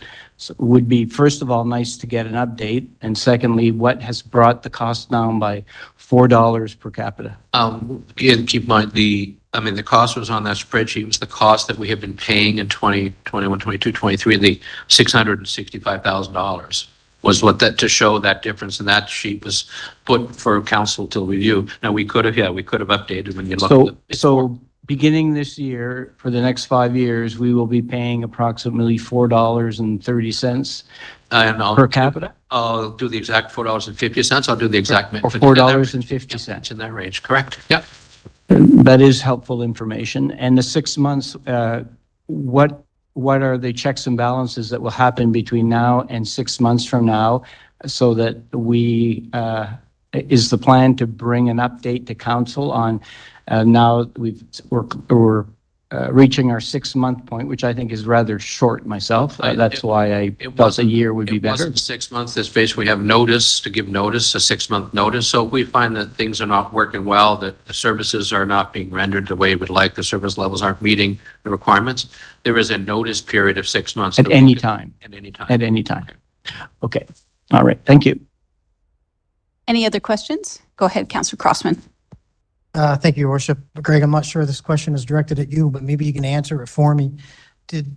And I remember this situation that came up when council had this discussion. Were we not looking at putting these services in-house? Because I think council was under the impression that these were going to be in-house services at the time when we debated this a number of years ago. Is that correct? There was two components. There's the bylaw enforcement, and there's the animal shelter. There was efforts to look at the animal shelter to basically to look to see, could we do animal shelter? And at the current time, through what we put out as potential options, those options probably weren't viable, certainly for the cost that we'd like to pay, similar to this cost. Also, we're looking at the difference between, there's only a small difference between shelter only from PAW and plus bylaw. So felt it was a whole all-in-one package with enforcement and shelter is the best way to go at this point in time. But administration had, based on council's previous request, had looked at opportunities to do, but looking at different between vets and other organizations to do this work, it wasn't feasible or cost effective at that time. And, that's some of the things we found as we went along. Okay, I thought that was the impression that it was going to all come in-house at one point, and that was the direction that was given. So I just want to make sure that we're clear on this. Yep. Okay, thank you, Your Worship. All right, on the question, all those in favor signify by saying aye. Opposed? Motion carries unanimously. Thank you, Greg. The final item coming out of this meeting would be further to an agreement of purchase and sale between the City of Moncton and Galco Atlantic Investments Network Limited, dated January 16, 2017, containing an option to purchase undeveloped land located at Robinson Street and bearing PID 70628276, which option agreement has been amended, and it is recommended that Moncton City Council authorize and direct the city to repurchase PID 70628276 from Galco Atlantic Investments Network Limited per the terms of amendment to option to purchase of February 8th, 2023, and notice of intent to exercise option of May 30th, 2024, and that the mayor and the city clerk be authorized to execute all necessary documents to give effect to the purchase transaction and to affix the corporate seal of the City of Moncton thereto. The background on this is in October 2016, the City of Moncton entered into a purchase and sale agreement with Galco Atlantic Investments Network Limited, Galco, which provided for a land exchange that saw the city acquire a portion of the land adjacent to Castle Manor and Galco acquiring PID 70628276 at Robinson Seymour Street subject project. As a condition to the land swap, the city retained the option to repurchase the subject property for $1 million, being the approximate appraised value at the time. In the event that Galco did not meet certain development conditions, including but not limited to completion of development within 5 years of the closing date. The original agreement was amended to extend development conditions 3 times. However, for various reasons, the land still remains undeveloped. As a result, the city has decided to exercise its right to repurchase the property. Thank you. Is there someone who wishes to move this recommendation? Thank you, Councillor Butler, seconded by Councillor Edgett. Any questions? Go ahead, Councillor Crossman. Thank you, Your Worship. Who do I direct my question to? Just ask the question. Yeah, okay, good, perfect. All right, I'm a little concerned on this portion of lot that was available for development for a number of years, and Magma, the growth of their, I guess, their business and their clientele. I'd like to know why we're sitting on a piece of land that could be developed according to Magma for some sort of campus vision, as well as to support the immigration population within the City of Moncton, and we've seen absolutely no movement on it. But at this point in time, now all of a sudden we're discussing, the lack of involvement or development by a developer. So I'd like to know where we go from here. Are we just going to end up taking this piece of land back and then have another developer sit on it and wait and wait and wait and wait when our immigration continues to grow? According to Magma, there's 47 programs that they offer in their current location. And I'm thinking housing would be ideal for Magma. So I'd like to know who can answer that question or where we go from here. Thank you, Your Worship. Go ahead, Elaine. Yes, thank you, Councillor Crossman. It is if council does decide that the city repurchases the property, it is something that we can consider when working on an RFP for the resale of the land, to have discussions with Magma and potentially future use of this property as redevelopment for them. But we haven't had that discussion yet with Magma, but we can certainly explore those options. Is there a reason why we did not have those discussions with Magma prior to coming to council in private and in today's public session? Well, I think this decision needs to be made first. Currently, the property is owned by Galco, as council is aware. So it would have been, those discussions would have been between Galco and Magma up to this point, if any had occurred. Okay, between them. Okay, I'm a little concerned that I'd like to know the time frame, the reason why it hasn't been developed in 6 years. What's the restrictions, the reasoning for maybe no communication? And I want to use that word, no communication, with Magma to put up a development, to get the two partners working. I don't know how I can address that today, because obviously you're telling me that Magma has had discussions with Gelco, but Gelco can't come to the mic or Magma can't come to the mic to answer my questions. Is that? Currently, Councillor Crossman, our discussions have been with Galco, who have indicated that they can't meet the current development conditions set on this land. And they did mention that they intend to have discussions with Galco, but there's no timeline. They can't meet the current timeline, and there's no set parameters around that. So it's That's too bad, knowing that our population is growing and continues to grow, and to know the immigration numbers that are forecasted for the province of New Brunswick, but the city of Moncton specifically. So I'm really saddened to hear that, but thanks for answering my question. Thank you, Your Worship. Thank you. Any other questions, Councillor Legier? Yeah, thanks. Thanks, Hélène. I think just for clarification, though, I mean, we look back to 2016 and it was difficult and the land swap occurred. We did, though, however, as council, extend this several times. And I think if indeed there are viable developments, we've always, as a city, played our role as a partner.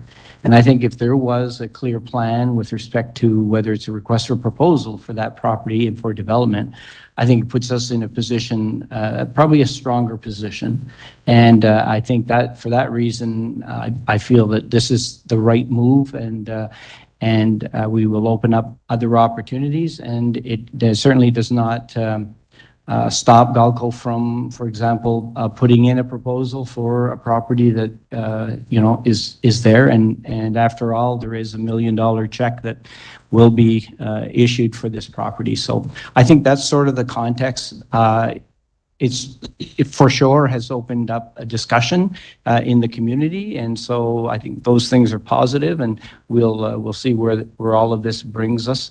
Very similar to the discussions that we had when we didn't know what we were going to do with the property across the street here, and the Hyatt came through with a wonderful proposal. So I think that we have those opportunities, and I think we are, and we've demonstrated as a city and as council that we want to work with developers. So in that regard, that's I think why I feel that this is the right thing to do at the right time, at this time.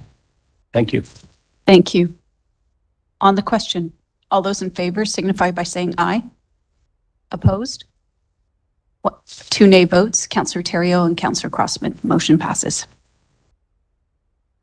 The next item is reports from administration, les rapports de l'administration. The first this evening is an update on seniors, and it's being provided by Monica Tucker, Manager of Recreation.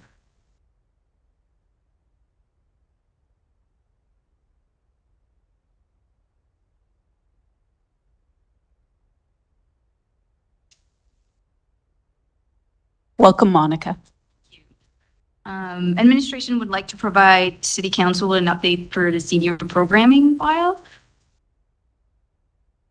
As many of you know, Moncton Lions Community Center sees all programs December of 2023, with most instructors have relocated their class to alternate venue across the city. You can find them at the Kay Crossman Community Center, Curl Moncton, Royal Canadian Legion Branch 6. I know they're here today. The recreation staff works with many community partners to offer as many recreation programs around the city as possible. This would include senior programming. We have we have over 10 community partners offering senior programming in the city at the moment. We also reintroduced in partnership with the YMCA, the Primetime Aquatic Fitness for non-member at $3. This stopped during COVID, but we reintroduced this last year.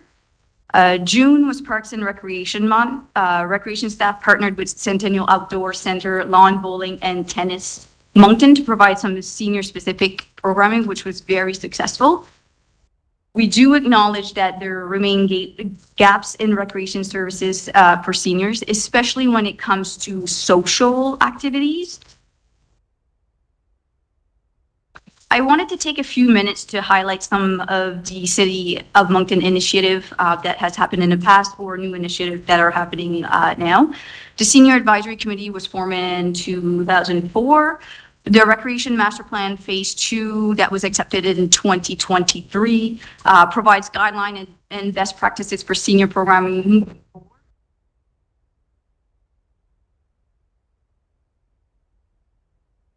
We also have dedicated hours for seniors only at the walking track at the Kay Crossman Community Center. We also have dedicated hours for senior skating. We've also purchased 2 adult skating aids at the Kay Crossman Community Center.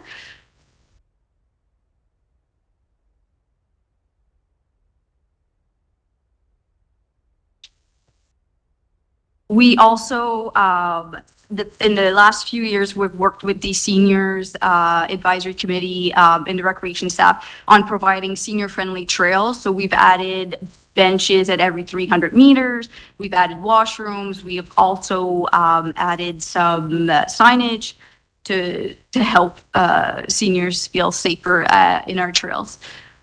This year at the Easton Pool, we've added a senior aquatic class on Tuesday mornings.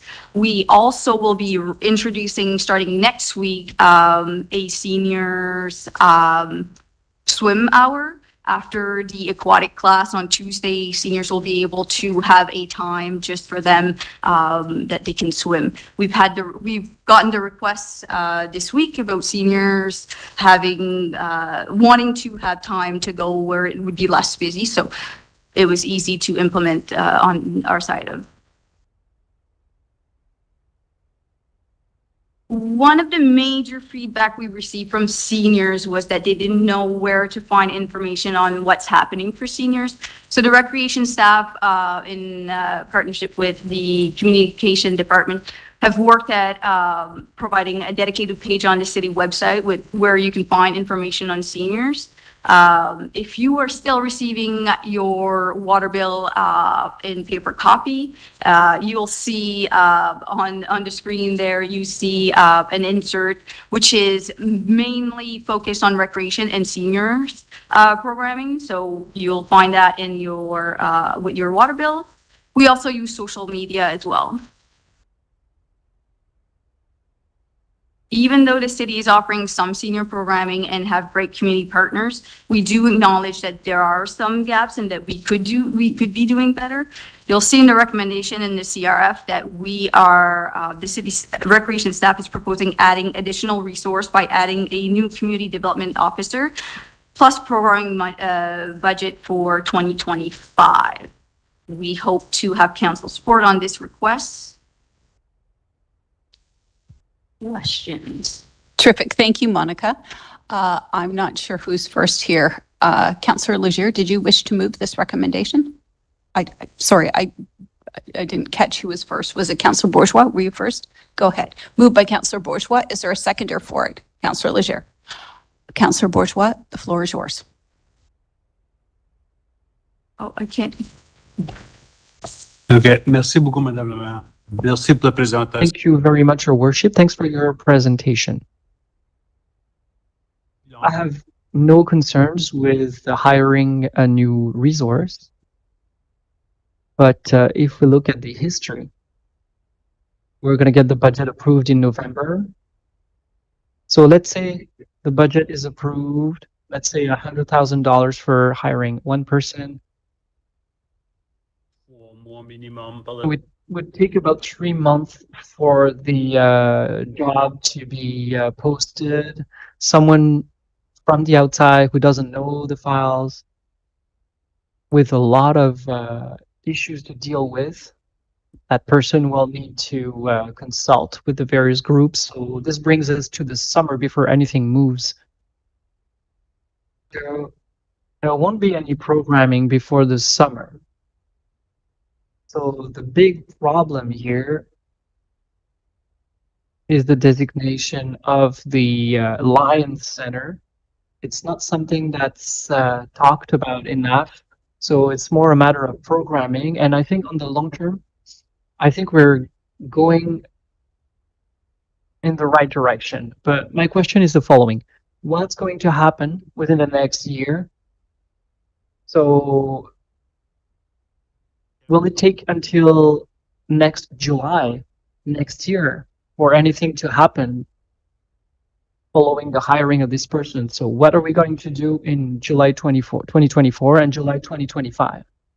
For sure it's going to take a bit of time, as you mentioned, because of the hiring process and building partnerships, setting short-term and long-term goals. But we need to start somewhere. If we don't start somewhere, nothing will ever happen. So I think right now we're trying as hard as we can. If there are small things that we can do in the short term, as I mentioned, for example, to create time slots for seniors at the swimming pool, that kind of stuff. So that's easy, but we have no budget allocated for 2024, so it's pretty limited. We have some programming budgeting that we can use, but we don't have any programming budget for 2024. Correct me if I'm wrong, but I think we had approved $100,000 for seniors activities. Well, it was for the Moncton Alliance Community Center only. It was for the Moncton Alliance Community Center only. No. Have those amounts been spent? No, so we have the money, right? Do you want to respond? Yes, the money is still in the budget. It's not been spent. I'm not exactly sure of the balance for this year, but the amount is still in the programming budget for this year. Are those monies dedicated to the Lions Center, or can it be reallocated? Can we help the Legion with this money? No, this money can be used to for any programming for seniors.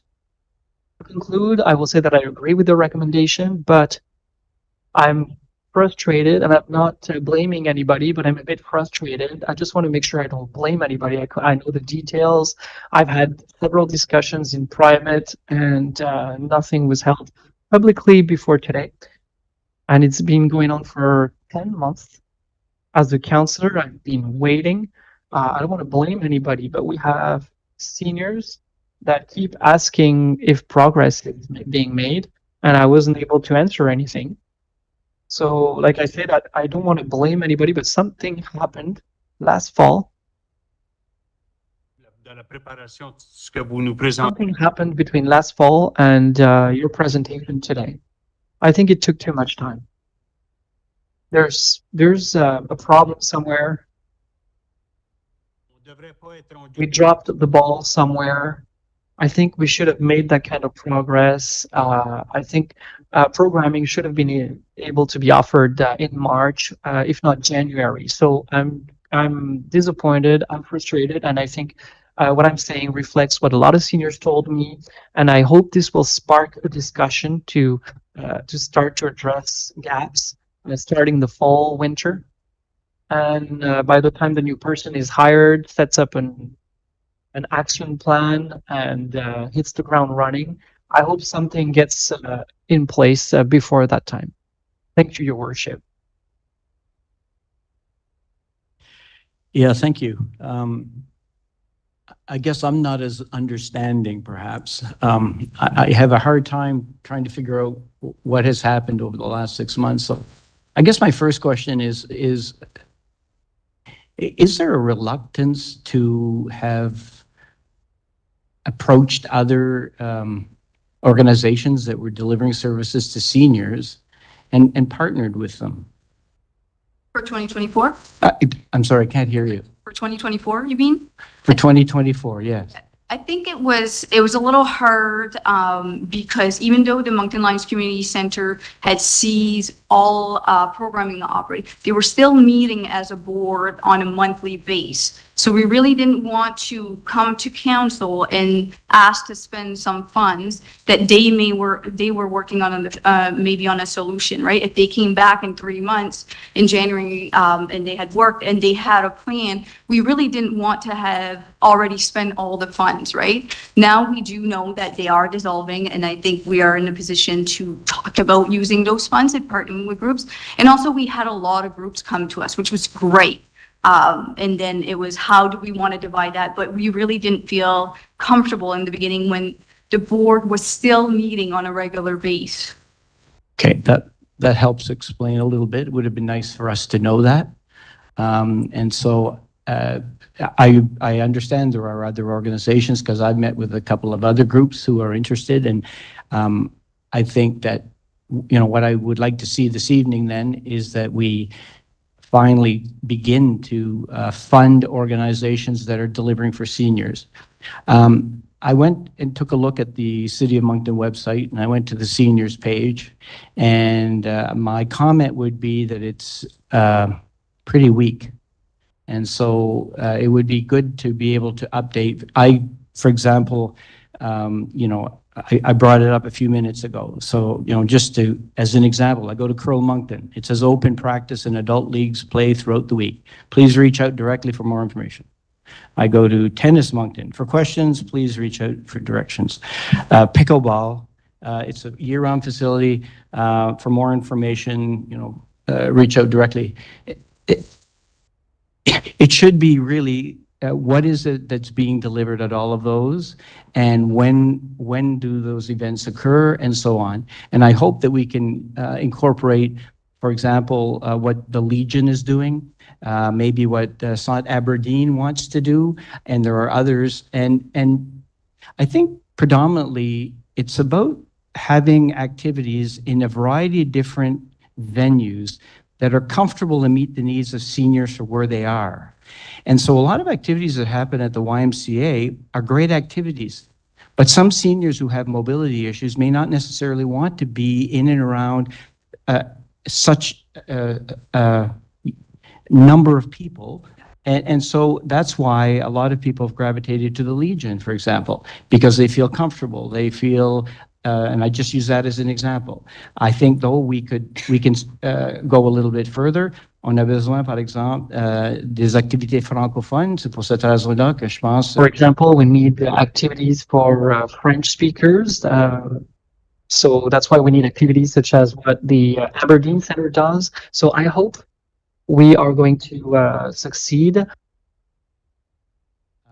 And I have a clear understanding of your hesitation to come before council because you didn't know that what was going to happen, but that now that the Lions Center is dissolving, then we can move forward with planning. Exactly.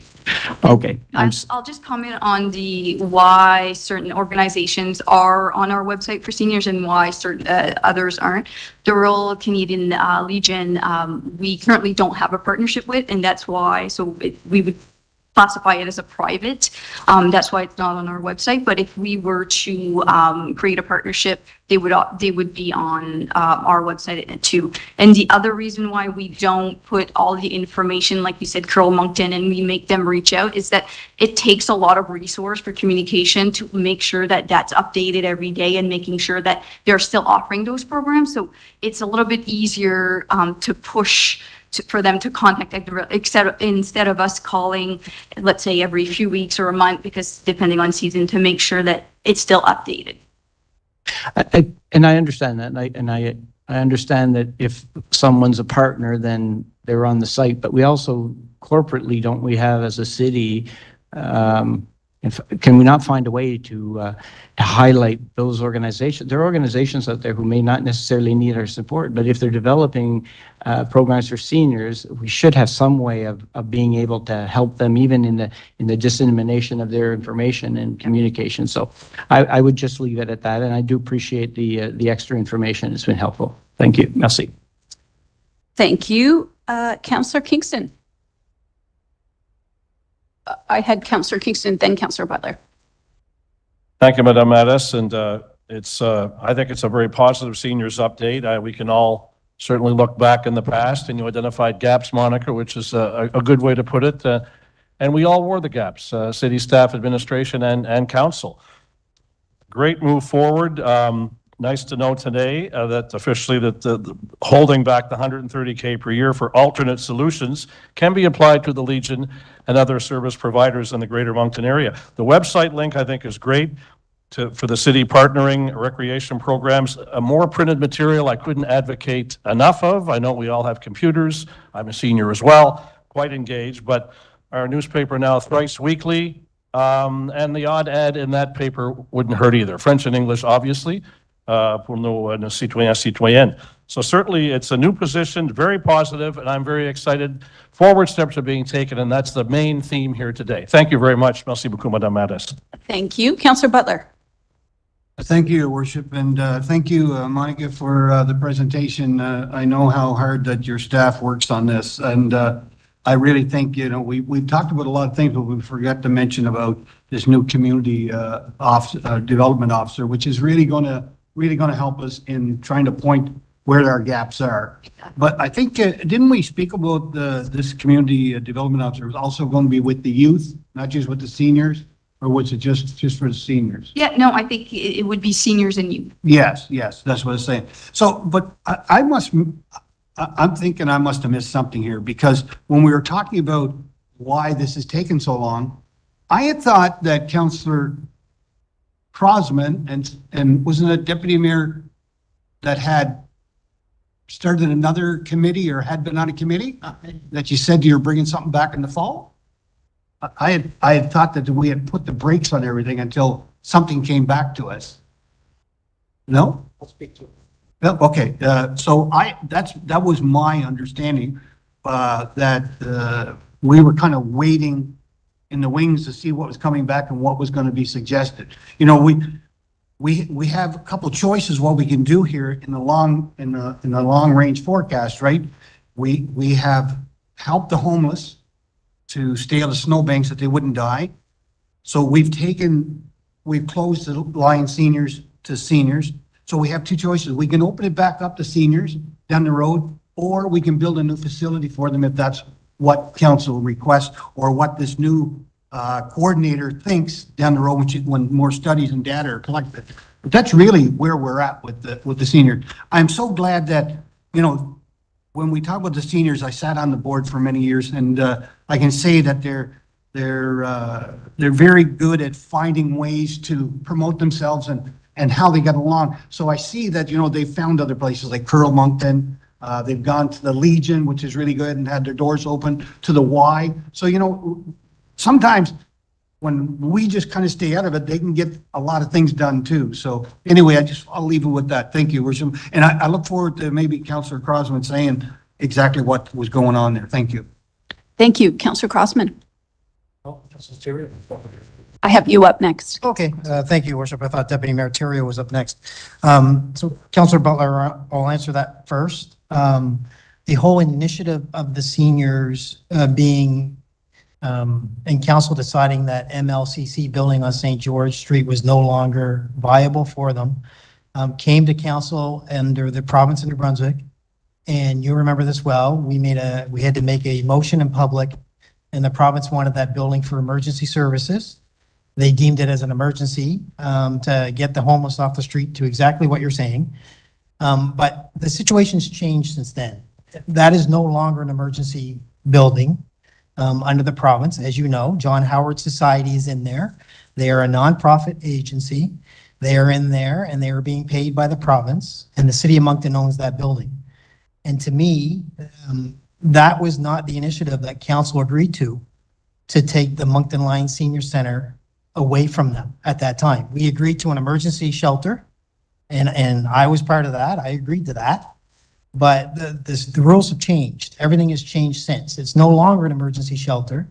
It's a bridge to home, as you know, and that's the title that the John Howard Society is using. And the province is directing them and funding them for that building. That building is property of the city of Moncton, as you know, and should be used for seniors activities or public activities. We can all agree to that for the residents of Moncton. And that's not what's being done there now. So when the homeless people or the people that are experiencing or going to experience homeless come into that building now, this is the assumption I'm under, they walk through the front door, they put their name down, they register, and then services are not even offered to them in the building. There's no housing offered to them in the building, and away they go. So unless somebody can clarify for me today, that is the case. But in my eyes, it is no longer an emergency shelter. And the city council should look at addressing that reason and moving forward and taking that building back and turning it into, unfortunately, Monica has come forward and said that MLCC is no longer and they're dissolving. So we have to look at another way forward to make that building senior friendly again. So before we go too far, I'd just like some clarity, and I think Jeff can provide clarity on what actually is happening in that building. Yeah, so currently the building is being utilized for 30 beds. Those are overnight shelter beds. That's not emergency, correct? Those are overnight through John Howard Society. Council agreed to an emergency shelter when they moved the seniors from the building. Yeah, I don't know what the definition of emergency, but overnight shelter currently occurring there at St. George. Okay, see, and this is where we have some sort of, I'm misunderstanding this. When I voted, it was an emergency shelter by the province, and that's the reason why MLCC was evacuated from the building and the seniors were moved out of the building. And if that is no longer the case, then I think council has a bigger discussion on their hands. We actually did have this discussion and agreed to the new use. We signed off on it. Right. As a council for the new use after the emergency shelter. Perfect. So thank you, Your Worship, for clarifying that. I appreciate that. Monica, you did state that there's a gap in social activities for seniors across the city of Moncton. And I fully understand the programming that's going out throughout the city of Moncton currently. And I know that you understand this, and I want to make sure that I hear it from you. The seniors are looking for a place where they can gather on a daily function and do activities amongst themselves. And that is what's currently missing, one central location. And that is what's really pushing the seniors right now. They're missing that location. Would you agree? Yes. Okay, so in this evening, a presentation came forward by Branch 6, which is great. I'm glad to see that. But I'd like to know, like, have you had discussions with Branch 6 on making that location, a seniors location, as one hub, one location where they can gather outside of, because I know there's hours in the letter. Councillor Butler shared the letter that came out in February, I do believe it was, on the hours, but some of those hours there'd be a gap. Some seniors would want to go in at 9 o'clock or 8 o'clock in the morning, and so on and so forth. So have we had those discussions on one permanent locations for the seniors? No. Okay, and tonight's recommendation, which I'm in full support of, because I know Deputy Mayor Terrio had brought this up numerous times, that this is the position we need. That person will be able to work with the seniors and the seniors committee of City Hall and make sure that we do look for some sort of permanent location so that they can not only have services across the city, but have one resting spot where they can come and join and respect each other, help each other, and support each other. Is that where we're going with this? Yes, I think it's key what you just mentioned about having recreation for seniors across the city. We do understand that there is a community need for a hub and a home and where they can gather, as you mentioned. So I think there's almost two side of it, and short-term, long-term goals as well, right? So short-term goals, it is easier to start in the recreation facilities that we have, start implementing as much as we can with this new community development officer, and then work with our seniors advisory committee and consult with the general public as well on how do we move forward and where, right? Because the other thing is we would probably want to find a central location for this senior center. Yeah, definitely. Okay, good. Thank you, Richard. Sorry.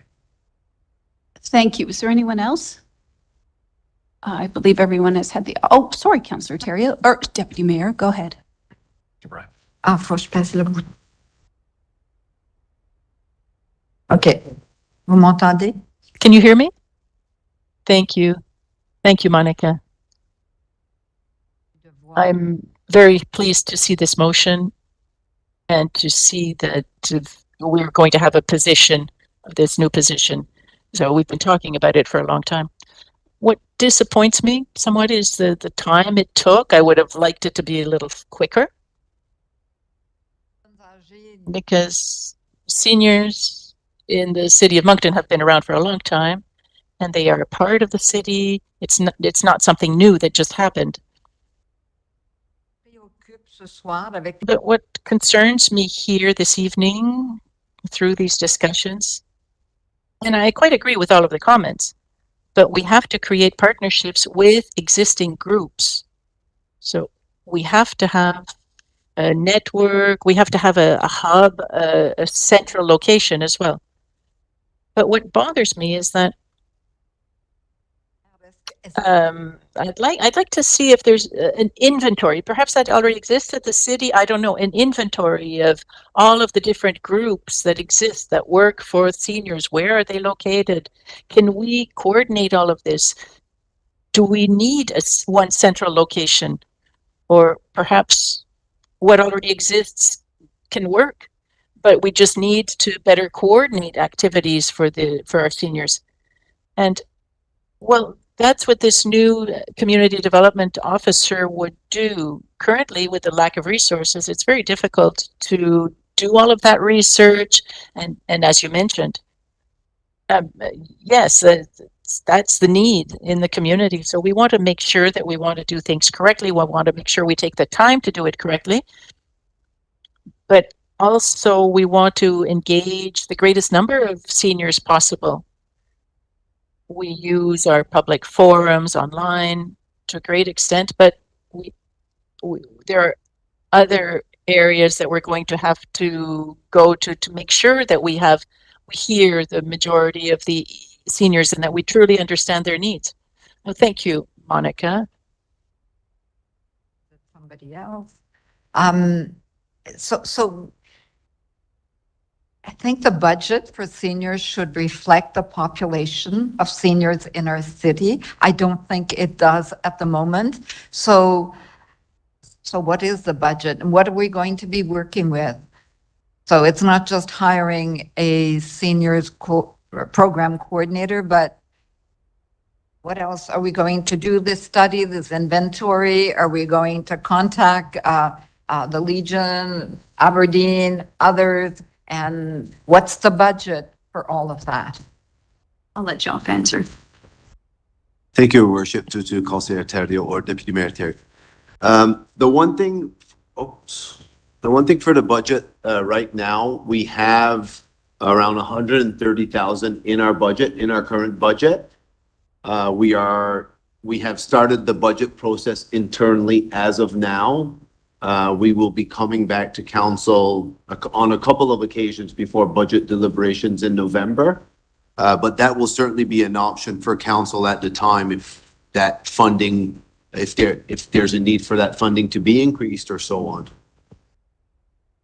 Merci, Jacques.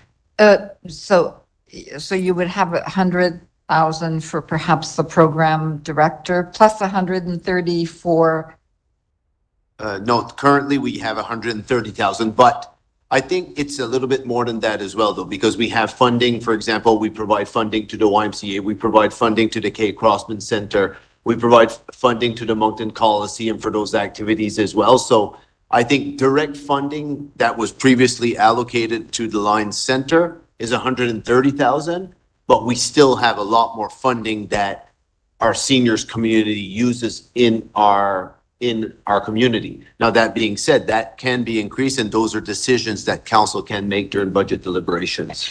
merci, Jacques. I just want to make sure I understand correctly. So 130,000 includes a salary of, that is it? Of direct funding, yes, but of course, like, for example, if there are activities at Decay that occur, if there are activities that fall within our current programming with the YMCA, with the East End, then it's in addition, but the direct funding right now, but it's a lot more than just 130,000, but the 130,000 was what we previously provided to the Lions Center, that is now being discussed in this CRF for the hiring of a community development officer, plus some additional funding. But those things can always be reassessed. That's what we have now. I hope so, because that's not a lot of funding for the seniors in the city of Moncton. So I hope we can come up with a budget that reflects the seniors community. And let's not forget that the seniors were community leaders. They contributed so much. So I know, we do have seniors who use various centers, but I would like to know exactly how much money, for example, if they use the Crossman. So what part of the budget do we give to the Crossman Center covers just the seniors' activities? So I think we need to do this right, and we need to treat the seniors the same way that we treat everyone else in the city when we budget. So can we do that? I think it would take some exploring and detailed work so that we can know exactly what it is that we fund for seniors. Fine. Thank you. Councillor Richard. Merci, Madame la Maire. Merci, Monica. While we're waiting for this community development officer to come in, programs are being worked on. You guys are working with, and we have seniors here tonight that really want to hear what's going to happen. Can we say that we might be exploring more options? We might be working with more partners. Can we tell them? Can we assure them that we're really hard on this? And believe me, I'm not saying that we haven't done anything. I'm just saying we just assure that this is continuing. Yeah, no, of course. Like I mentioned, sometimes it's very simple what we can implement right away. Like we got a call this week about adding a senior swim. Pretty easy, it's ours, right? And it doesn't really cost us more money. We already have lifeguards there, so it really doesn't cost more. So we are open at all time to discuss any partnerships, depending on funding and all that. Again, it's sometimes easy to implement, sometimes it takes a little bit more time, but we would be open to any partnership that comes to our door at all. I hope someone's listening to these sessions so that they understand that they should be a lot of calls tomorrow. They should be coming in and provide, giving us some stuff that they could offer and where we can partnership. So, merci beaucoup. Thank you. I see no other questions. I'd like to thank you, Monica, and your team, and thank the seniors for their understanding during this rather challenging time. I'd also like to thank those who stepped up to help. It's been a hard few months, and really appreciate all the work that's gone on this. I don't think there's hardly a day that goes by that I don't have a conversation with someone about the need for more social infrastructure in our community. We have a real deficit right now. We need to have more community gathering spaces for all members of our community. So this needs to be, a big priority as we, plan our future. Just really wanted to thank everyone for their understanding in all of this. On the question, all those in favor signify by saying aye. Opposed? Motion carries unanimously. Thank you.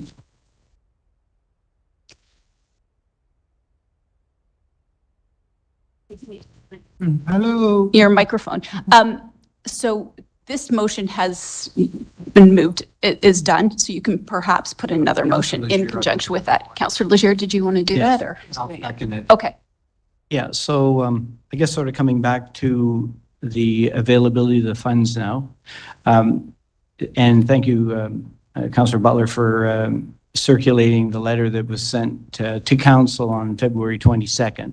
And so the Legion, and this has been probably excellent timing, because in February of 2022, the Legion proposed its activities, and it proposed an agenda or an itinerary 4 days a week and all the activities they would do.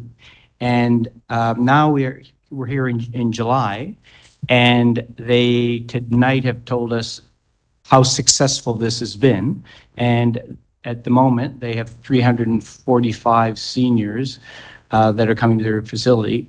And so I would refer council to the proposal that was sent to us, and it stretched over 50 weeks.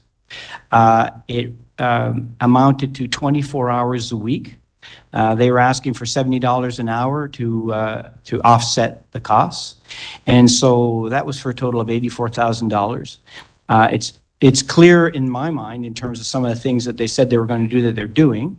I mean, they're doing senior exercise classes, they're doing line dancing, they're providing activities in terms of cards, things along that line. So seniors exercise classes, they're doing 3 hours, over 4 days. They're doing card playing, line dancing. They even had plans for senior social. They're really, they have stepped up, and I think that it is timely. And so I would like to move a motion that we consider the request that we received back in February to over the next 50 weeks, that $84,000 be in support for the Lions, for the Legion 6 be granted. And so moved. So moved by Councillor Leger, seconded by Councillor Butler. Councillor Crossman. I have a question to the mover and the seconder. During budget deliberations last year, I floated a motion for $100,000 to have a permanent home for the seniors, 6 days a week.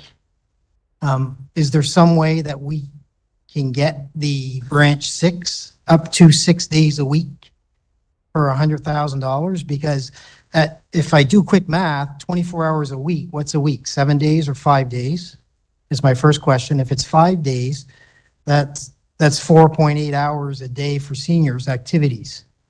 Whereas the other location was 8 to 5, Monday to Saturday. So I'm just trying to figure out apples to apples here. What are we going to get more hours if we supply more dollars? Yes, go ahead, Councillor Butler. I think that Bob and Al are here. They could certainly answer that. I think I just wanted to send around what their request was back in February. So yeah, I'm sure that maybe Bob, you could come to the mic. Councillor Crossman had a question in regards to timing. He had put in a motion for $100,000 back. I'll let him speak. So back in budget deliberations of last year, I moved a motion that was seconded but defeated by council to put $100,000 into a permanent location for seniors. So that's what seniors are looking for on top of activities as well. So my question to you is, you're at $84,000 for 24 hours a week. Is a week 5 days or 7 days first? It could be 5 days. The reason I didn't mention Sunday is a senior social. It's very popular. I've managed to get New Horizon to sponsor the Sunday only, where I have people that come in, especially the wintertime, they asked if they could come in at 11 o'clock because they need a place to eat, place to socialize. I agree. We give them something to eat. We have door prizes. We make them feel like they belong. Right. So I didn't include the Sunday because I managed to get New Horizon to sponsor it. Mhm. I've been very fortunate that it's my 5th year that I can do that. How I did it, I don't know. But anyway, I'll accept it. Monday, Tuesday, Wednesday, and Thursday, the Legion is closed usually on Monday, Tuesday, and part of Wednesday till supper time. The line dancing come in every Tuesday night. They have 3 classes, and those 3 classes are 30 people each class. Then we started having seniors on Wednesday. So what I have available for them is more than just a few hours a day. Monday, Tuesday, Wednesday are open, and Thursday also. As you know, we also have lots of veterans. We run a seniors activities for our veterans, and it's open to anybody who wants to go. But there's Legion activities where the bar is open, and that's Friday and Saturday. Other than that, we don't make any money. No. And we try to keep going. Plus, we have a very active homeless veterans that we deal a lot with the other communities here in the city, like the John Howard. We deal quite a bit with them, and we've taken some people off the street, fortunately, and gave them a home. We also manage 16 apartments that are on 10th Street. And it's all volunteer work. All our work at the Legion is all volunteer work, myself included. The only ones that get paid is the bartenders. So instead of the Legion making money 7 days a week, we don't anymore. So we need to partner up. And seniors was great because seniors were asking, can we go and do something at your Legion? So I did a schedule. I accommodated quite a few seniors, ended up to 400 and some. There's also a waiting list because I don't think we have enough instructors because there's people waiting to come in and do low impact activities. So that's where we're at. In order to keep that going, we need some assistance. Right. And our main goal is to try to break even over the year. Our Poppy campaign does a lot to give to grants for the bursaries for the kids to go. We give $1,000 bursaries. We involve 19 schools that all the poster literacy contests. And what we do is I give prizes to them. And we had 83 students that get prizes. Plus we had some provincial winners. So the Legion is very open to be partners. That's part of our survival. And that's where I'm at. As far as 6-7 days a week, we have to give some time for the functions of the Legion, which are, now we could go Monday to Friday. Sunday's already, it's compensated for, but next year we have 60 some people that can come there and they have a great time. So when you were at the mic earlier during public presentations, my question at the time would have been Monday through Friday, or senior, would you be available for seniors to access? Yes, I would. Monday to Friday, provided, I mean, $84,000. I mean, if we look at it, it's not a lot of money to do Monday to Friday for you. This is the concern, is they don't have a current gathering space where they can go in and meet other veterans and they can socialize with other veterans and those within the community. The Legion is wide open. The exercise room is one thing. There's a nice lounge there that they could sit down and just chat and cool off and have a bottle of water. We have a great games room for the ones that wanted to stay. And we don't make any money because the bar is not open. But it would be available that we could do a lot more socializing for our seniors that's going on now.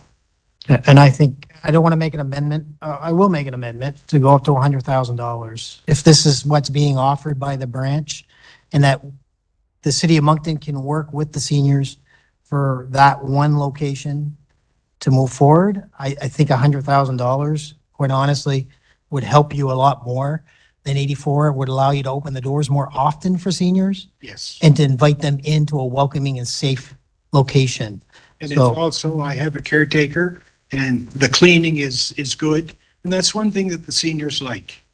There's great groups. When you have a bunch of seniors that are laughing on the way in and laughing on the way out, it's a good day. Right, thank you, thank you, thank you, Your Worship. All right. I have, Councillor Leger, you're the seconder of the motion, so I'm going to give you the floor, and then I have Councillor Bourgeois. Yeah, thank you. I mean, I think that it's great that we're having a discussion in and around having a permanent location, or at least something that is identified as truly a space for seniors. I had noted, and thank you to the clerk for sending the motion so that we could review it. And so the original motion was that Moncton City Council approve funding for the seniors' activities at Branch 6 Royal Canadian Legion Veterans Avenue at a cost of $70 an hour for 24 hours a week times 50 weeks for a total of $84,000. And then in light of the conversation and the willingness to say, you know, could this work more full-time and what Bob has been saying now with respect to that, we could do two things. We could increase the funding from 84 to 100, or we could make a decision today on the 84, but explore increasing the funding to $100,000, creating a permanent location for seniors. So it's however we want to set up. I'm okay either way. I have a lot of concerns about this, what's happening right here, right now. We're also moving into a new budget session. But they've been providing the services since February. Totally. The requests came in February.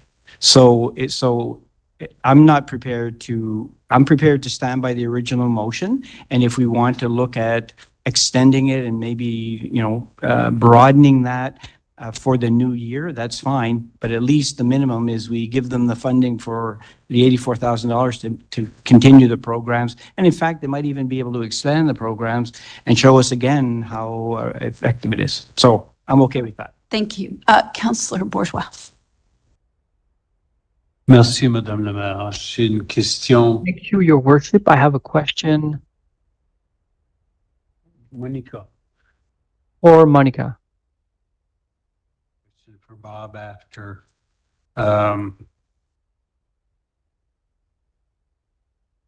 I'll ask Bob first. Sorry.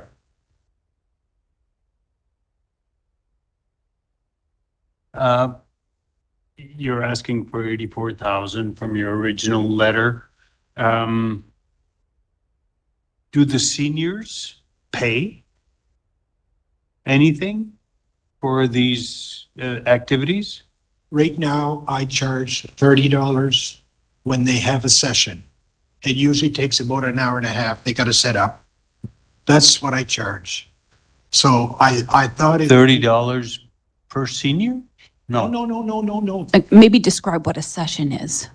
A session is when they come in, if they're booked to come in and have a session of an hour, they got to set up and they got to tear down and have their 1 hour. I charge them $30. No, I'll rephrase. What's the age for seniors? 65? I don't get involved in any price whatsoever with the seniors. The instructor is the one that deals with that. I don't charge them. Okay. The Legion, I opened the doors and I know it was a cost, but it was worth the cost that we try to break even and give them a place. It's worked out that it gets pretty scary some months and I have to pay a guy instead of 4 hours to clean the Legion, I'm paying 8 hours.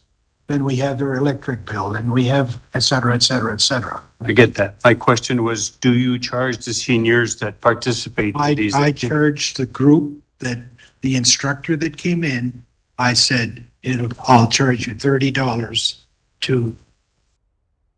But you don't charge $30. If I I'm a don't senior, I am going to one of those Rumba classes. I don't charge any seniors. Okay, why not? But I think the question is, do the instructors charge the seniors? I know they do. Oh, They do. Okay. I think that's what Councillor Borch was trying to get The at. instructors that are here, Okay. that was sitting behind me. So- How much they charge, I don't know. Okay, so I in, made the Legion available, and the classes grew, and I know I'm getting some calls saying, can we come? And I asked one of the instructors that said, we're looking for another instructor. The use of the Legion, the $30 didn't cover our cost. I just made it available because they were knocking at the door.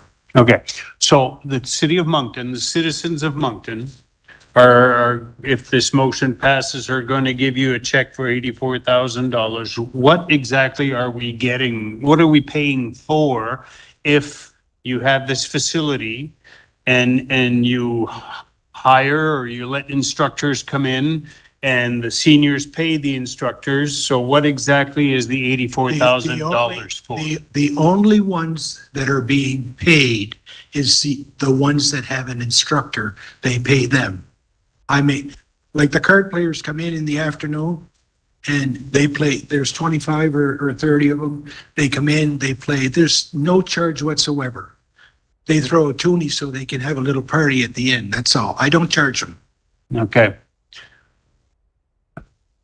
Personally, I don't know what the rest of council, I don't like it when the citizens of Moncton pay through taxes, even if it's a relatively small amount, but some people will argue it's a big amount, when the beneficiaries don't pay as well. Like, whether it's Moncton Minor Sports or whatever else, the kids or their parents pay something into it. We give a grant sort of to help them out, reduce some of the costs and stuff like that. So the way you're explaining it, and maybe I'm misunderstanding what you're saying, is that the seniors for the activities that there are no instructors, they don't pay anything. It's Okay. available, they come in. Okay. What the instructors charge, I don't know. I have a facility that if I have to heat and clean and pay a water bill, et cetera, I have to cover that cost. Okay. I haven't wanted to ask the seniors to pay me for that. Okay, so that's what the $84,000 is for, heat, electricity, and Exactly, and it's sanitized, and when they come in, it's clean. janitors. I have a janitor full-time instead of part-time, and he pays his taxes. Okay, all right. Thank you very much. Maintenant, Monica. Now, I would like to ask my question to Monica. My concern is that other organization will come before us tomorrow morning to ask for the same kind of money. If this organization got $84,000, why could I not get the same amount? So to refer back to Councillor Terrio's questions, how many other organizations are there in the city of Moncton, and how many of them could potentially ask for the same kind of money at the next meeting? I do not have the number of organizations in the city of Moncton, but to give you an idea, we've had 3 proposals since January, December. So if it gets known, for sure other organizations are gonna knock at our door. All right. Thank you for your answer. Thank you, Your Worship. I was just asking on procedurally, there was an amendment on the floor. Does he need a seconder for that? On the amendment, I was giving everyone just an opportunity to kind of understand what's going on here. But yes, Councillor Crossman did make an amendment to up it to $100,000. Was there someone who wished to second the amendment? You wish to second? I wish to the second amendment? it. And I really like what's happening already with the Legion. So if we can make it work through Monica's group and offer more services there, that would be that's what I'm looking at. Is there anyone who's not spoken on this topic who wishes to speak? Yeah, me. I think you've spoken, have you not? Yeah. On this topic? Oh, sorry, go ahead, Councillor Steves, go ahead. Thank you, Mayor Arnold. My question is, this 84,000, is it back pay? Or is it 52 weeks starting next week? That's not clear in the motion. My feeling is that it would be starting today. We would do the next 50 weeks. Any way you look at it, it's going to, or is that okay, I guess, with the organization? Yeah, and we are entering a new budget. The 52 weeks will run into next year's budget. So I think one of the reasons we're irritated and the money seems necessary is because of the missed letter in February. That seems to be part of the tension. So to start next week doesn't seem like we're making up for us dragging our heels over the last 6 months on this topic. So what would be your suggestion if I'm I would let our acting CEO speak. Just on that comment, through to Councillor Steves, as Monica mentioned earlier, we were in a bit of a holding pattern because of the Moncton Lions Community Center. So we really couldn't commit funds. So fully acknowledge that letter did come into council in February. Administration received it at that time, or in March also. But we really couldn't commit to anything at that point. So we're here now, happy to have this discussion now.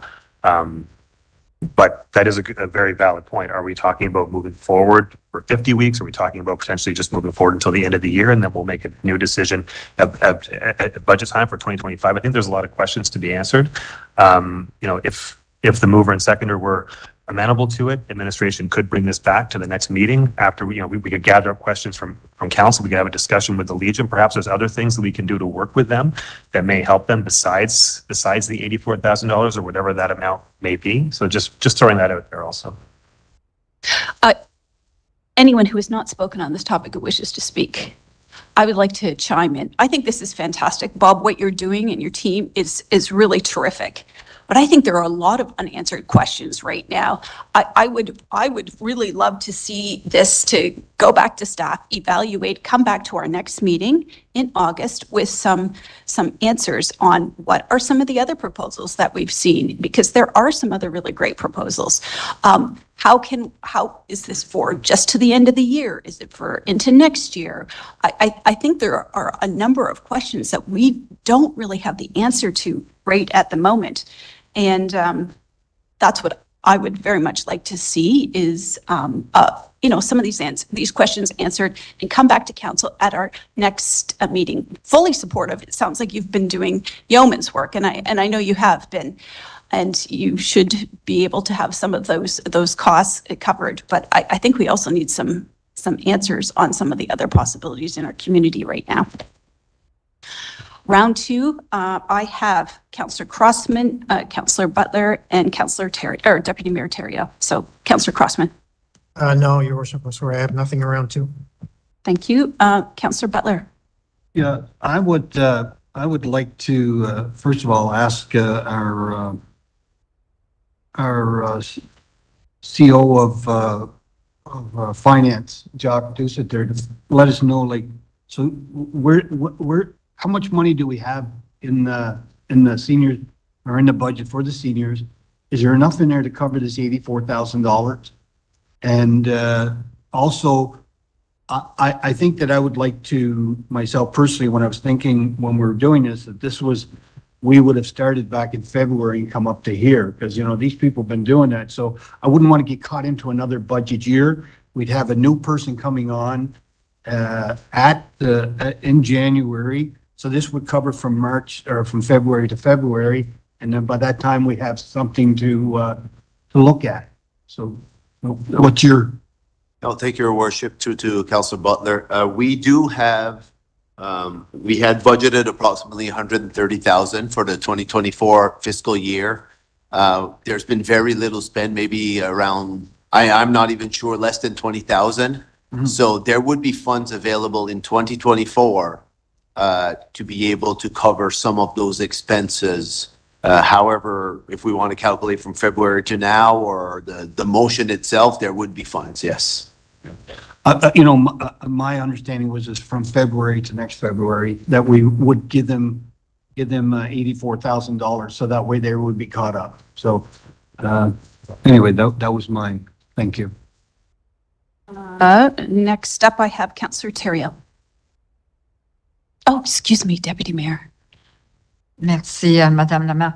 I tend to agree with our mayor on this. I'm really getting confused and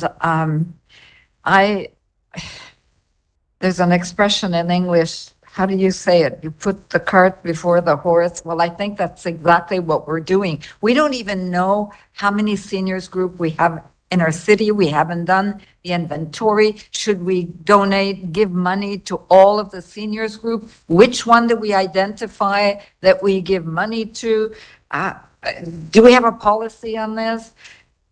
I'm really confused, and I thought that we were going to hire a senior program director to get us on the right track so that, like Conseil des Gens mentioned, and I agree. I mean, the Legion is great. We also met with Aberdeen. They're also great. So are we going to give them funding? I think we need to rethink this whole process before we make a decision on funding any group at the moment. That's my take on it. Anyone else? Councillor Legier. Could we table the motion, please? Just, may I just say something? That's before not we- negotiable. A motion to take, I thought you had given me the floor, though. Pardon me? I thought you had just given me the floor when she Okay. indicated. Go ahead. Okay, so I think what's positive out of this is the fact that we're, first of all, having the discussion. And yes, there may be a variety of other proposals that may come out and might, be put forth. And I agree that we have to have a process. And I think it would be nice to have the process in the fall and say, okay, what is this going to look like? What we have in front of us, though, is an organization that's providing, they're providing different outlets for 345 seniors. And so they've been doing this since the month of February at a cost of about $7,000 a month. Okay, so even if we went back and said, you know what, we didn't ask them to do it, but they're doing it, and they're doing it graciously doing it so that we're not receiving 345 phone calls from seniors who are saying, well, we don't have anywhere to go, and by the way, you're seniors friendly, how really friendly are you, and so on. So I think that what we have in front of us is, that's the dilemma, okay? The $84,000, then we're going into another budget year, what do we do? At least what we could do this evening is we could say, you know what, today we're into the month of July. So let's go from February to July, give them $42,000, and then we'll come back in August, because we're going to have a meeting in August, and then we'll talk about what is our direction moving forward. Because when we look at it, we don't get these types of situations very often. And I really want to thank the Legion for stepping up and for being there. And we could have more clarification. If we remember the Lions Center, I think the membership was $20 or $25 a year that seniors paid. Maybe that needs to be part of that overall plan that we're going to have. And right now, I think, hopefully Monica and I don't know how many other staff there are because so many people have left. Maybe, you can do that and give us an idea in August saying, okay, here's the best approach. But at least for tonight, for what they've been able to deliver and do and involving that many seniors. And I'm sure that probably at times it's probably well into over 400 and 500 seniors depending on what's happening.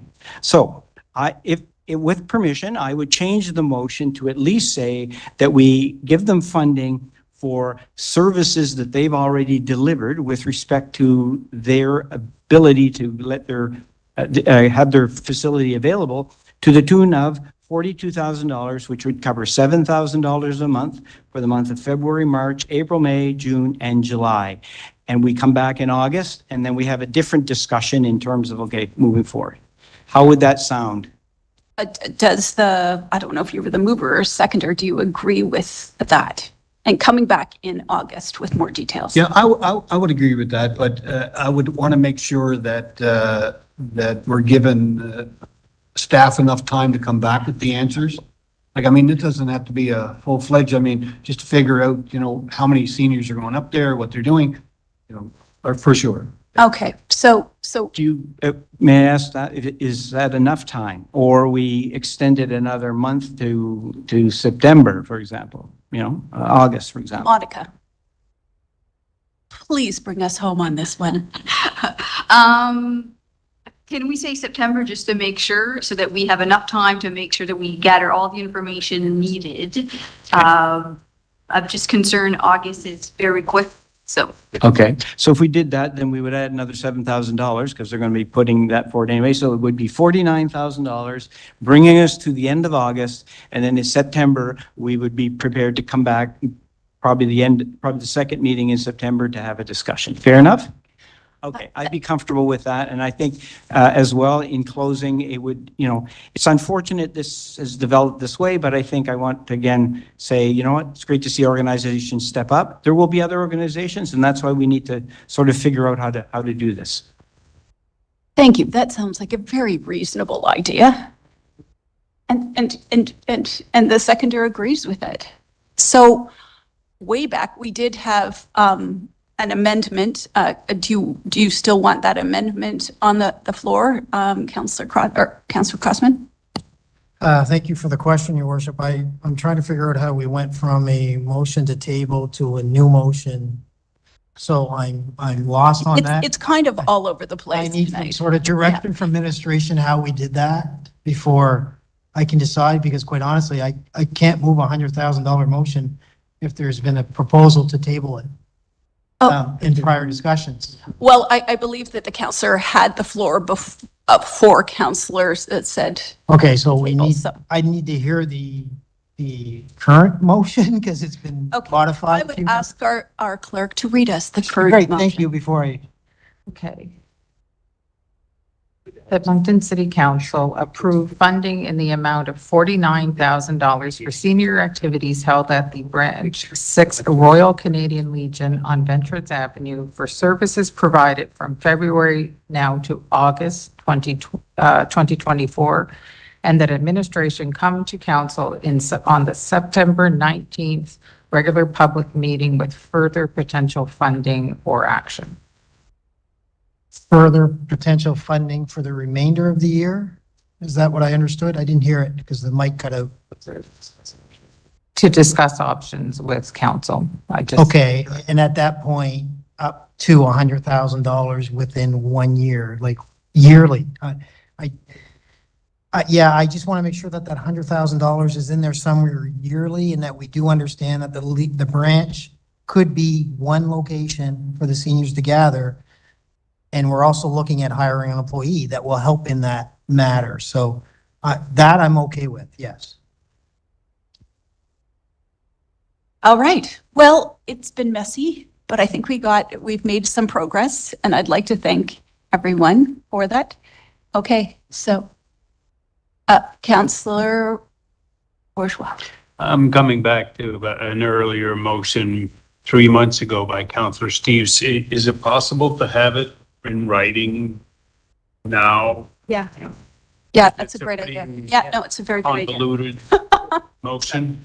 So our clerk will be I emailing think us. we understand it, but I'd like to see it.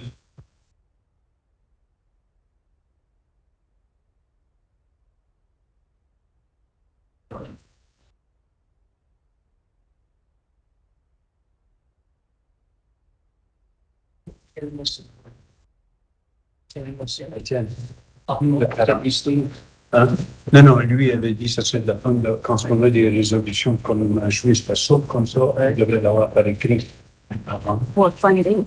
Also, ce que j'ai dit, c'est que C'est ça.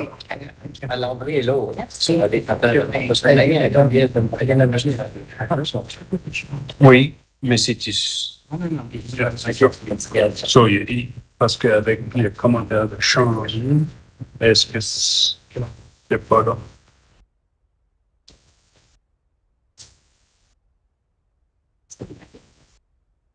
It's coming. Democracy takes time. It's coming. Yeah, c'est ça. Si c'est juste. Oh, we could take a 5-minute health break. Why don't we take a 5-minute health break and we'll be back? Non, je dis pas que c'est pas pour faire ça, mais je dis juste que ça peut Happy être... Ils vont faire une petite navire, il y en a quelques-uns dans les autres qui font comme ça. On va le savoir au mois de septembre. Déjà. You're taking a break? I guess, que tant qu'il est en dérédigé. Hein. Oh, okay. All right. Moi, je suis là pour la résolution. Pardon? Ah.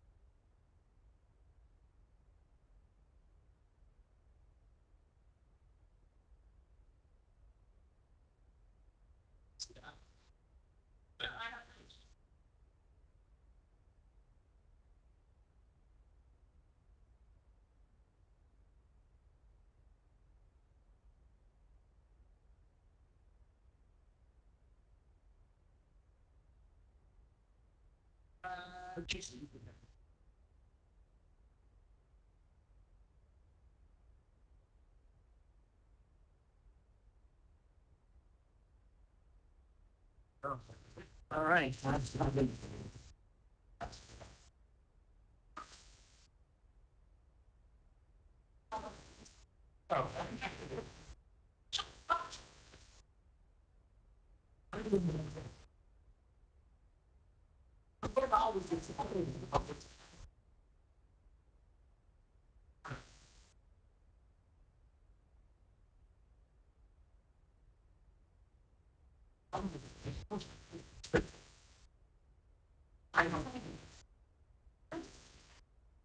Okay.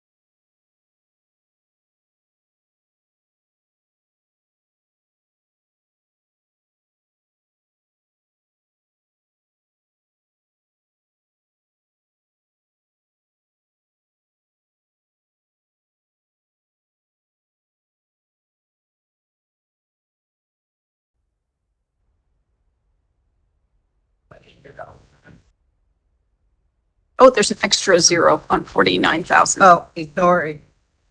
Ignore. No, it's 49,000. It's 49. 4.9 million Yeah, okay, sorry. or 490,000. Hey, it's been a long night.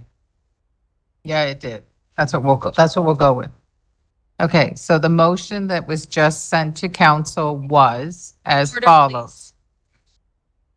The second motion, I'd like to call this meeting back to order. that Moncton City Council approve funding in the amount of 49,000 for operational costs incurred by the Branch 6 Royal Canadian Legion Veterans Avenue for provision of senior activities from February to August 2024, and that administration return to council at the September 19th regular public meeting with other options for future programming partnerships. Moved by Councillor Legier and seconded by Councillor Butler. Excellent. On the question. Are we good? On the question? Councillor Crossman. Thank you, Your Worship. To our CFO, where's the if this is approved today, where's the $49,000 coming from? Thank you, Your Worship, to Councillor Crossman. Based on the conversation today, it would come out of the 130,000 of funding allocated for seniors in the 2024 budget year. So how much money is left in the council contingency fund that this council approved back in last year's deliberations? I don't have the exact number, but I think it's over 700,000 or something like that. So maybe in order to keep funding separate to the mover and the seconder, that you look at maybe taking it out of the council contingency fund, which was geared at supporting community activities versus maybe possibly running into a staffing issue down the road for that one position. The staffing issue is for next year's budget, right? Yeah. So, True, but 700,000, okay. Okay, thank you. I have to ask the question. I'm surprised that there's close to, well, I would like to know the number though, Jacques, when you do get a chance. Oh, 2 seconds, I'm just looking here in okay, thank you, Your Worship. my live document. It seems that I think on the question, though, we can move ahead. You can send that to us after that. It's not pertinent to the question. So on the question, all those in favor signify by saying aye. Aye. Opposed?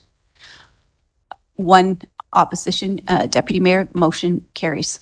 And thank you, Councillor Legier, for your creative problem solving. The next item on tonight's agenda is a community grant policy, and the motion before council is that Moncton City Council approve the community grant administration and evaluation policy as presented during the Committee of the Whole on December 18, 2023. Thank you. Is there someone who wishes to move this? Thank you, Councillor LeBlanc, seconded by Councillor Kingston. Any questions on the question? All those in favor signify by saying aye. Opposed? Motion carries unanimously. 10.3. We can't hear you. Okay. Item 10.3 is dangerous or unsightly premises and property bylaw Z 824 to repeal and replace bylaw Z 819. And the motion before council is that Moncton City Council give first reading to the proposed bylaw Z 824, a bylaw relating to dangerous or unsightly premises and property in the city of Moncton. Thank you. And of course, this is just to include the newly annexed areas. Moved by Councillor LeBlanc, seconded by Councillor Steves. Any questions on the question? Just Oh, sorry, go ahead. maybe, and this could be to either the acting CAO or to other staff, just a quick overview as to why we're doing this, just because it basically, there are slight changes, but that's it. Thank you, Worship, through to Councillor Legier. So with the reform to local governance and amendments to the Local Governance Act, we have to amend bylaws that we want to apply to the newly annexed areas. So administration right now are going through the process of looking at all of our bylaws, working with those departments who work with those bylaws and figuring out which ones need to be, which provisions of each bylaw even. Sometimes it's not the whole bylaw, it's certain provisions that may need to be amended to be applicable to those annexed areas. So this is one that we're moving forward on. You'll see more coming in the near future. But it's just so that we can apply this bylaw to those annexed areas. Councillor Bourgeois.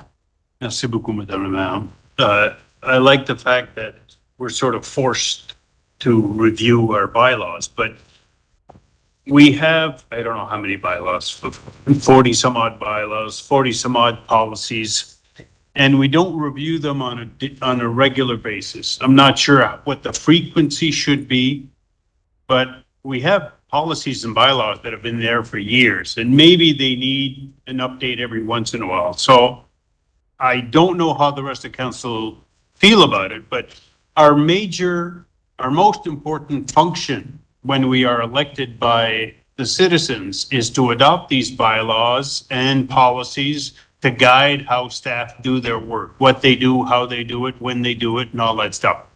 And yet we don't really review them on a regular basis. So I would like us to think somehow, somewhere, sooner rather than later, on how we should review. What's the process? Is it every 5 years we should review bylaws and policies at the most? Is there a schedule that maybe we take a bylaw a month, that we go through it, and if we have no modifications to suggest, then we have no modifications to suggest. But if we have something, then maybe we should kickstart something more formal down the road. It doesn't make sense to me that we have 40 some odd policies and 40 some odd bylaws and we don't review them on a regular basis, however we define regular. So let's think it through, and maybe staff could come up with some sort of options for council's consideration to say, okay, over the next 5 years, this is, 2 bylaws, 3 bylaws a year, whatever it is. Some are huge, like planning is huge, and we review it on a regular basis because there's a lot of modifications that go on, rezoning and everything else. But the other bylaws, such as this one, it's not that long. I think we could scan through it once a month, that kind of bylaw, and say, maybe we should look into this or modify that. And if so, then staff would do the legwork involved. I'm throwing it out there, but I think it behooves us to review our policies and our bylaws on a regular basis. Thank you. Merci. Councillor, Deputy Mayor Terrio. Merci. I totally agree with Conseiller Bourgeois on this. And Nick, I read this over the weekend. I have no idea what this unsightly premises, what changes are we making as an elected official? For me, if someone asked me, what changes did you make to the bylaws for unsightly premises? I have no idea. Absolutely none, except now the bylaw applies to the newly incorporated areas of the city that were annexed with the local So governance. it doesn't change change the content in of the our area, so the newly. Correct. C'est beau. Yeah, c'est beau.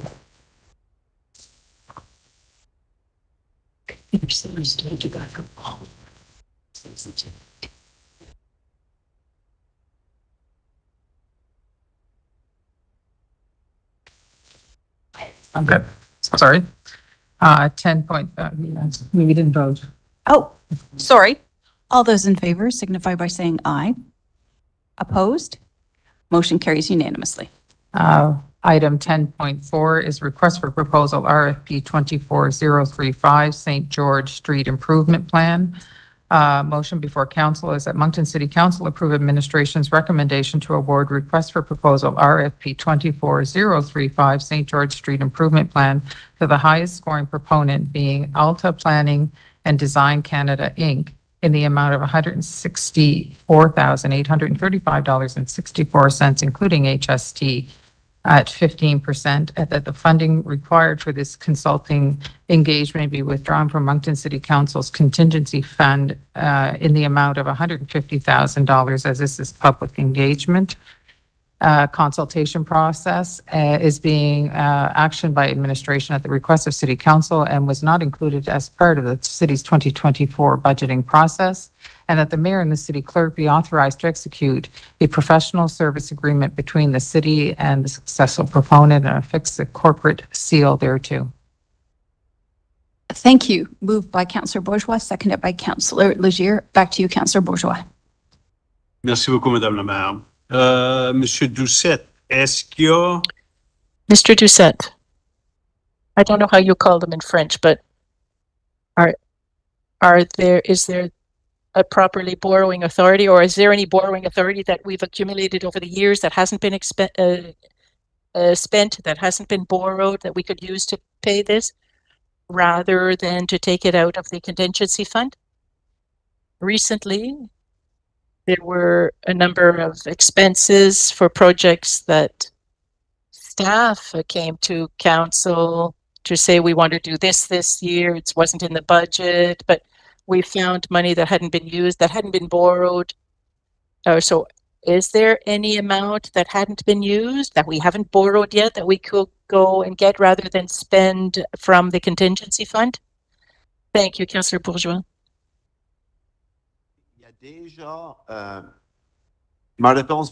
Well, my answer is that I'd have to look it up. I know there are 3 items this evening that weren't in the budget. And I know that we had difficulty finding the authority for 2 of them. We used to have this unused authority that was a little healthier, let's say. But because of inflation, because of projects that went over budget, that kind of thing, we've had to go into it. So I'd really have to check with the different departments to see if these funds have been committed to other projects. I'm really not aware. So right now I can't answer you. I know we did have difficulty finding finding it for 2 other items this evening from engineering, but so I can come back to you on this, but I don't have an answer right away. Okay, but I know that there's certain limits as well, especially when you use loans, borrowing. You know, if the government said, okay, is this labeled for that? Is that earmarked for this, or can it be used for something else? If there's, and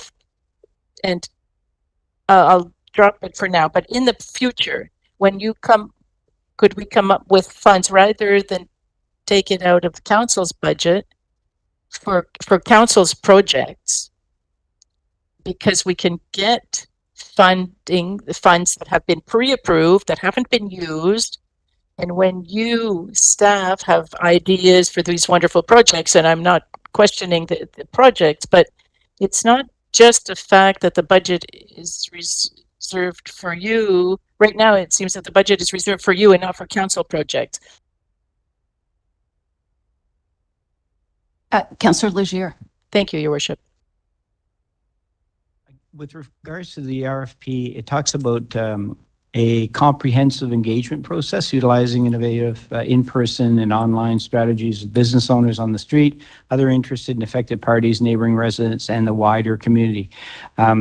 What about, and so I would just want to make sure that it will take into the active transportation committee, the active members that are trying to make sure that St. George Street is more friendly to pedestrians, friendlier to bicycles and so on. So I see you nodding. So as long as that's understood, and hopefully they will be giving some suggestions that can come back then to council on how we move forward with that.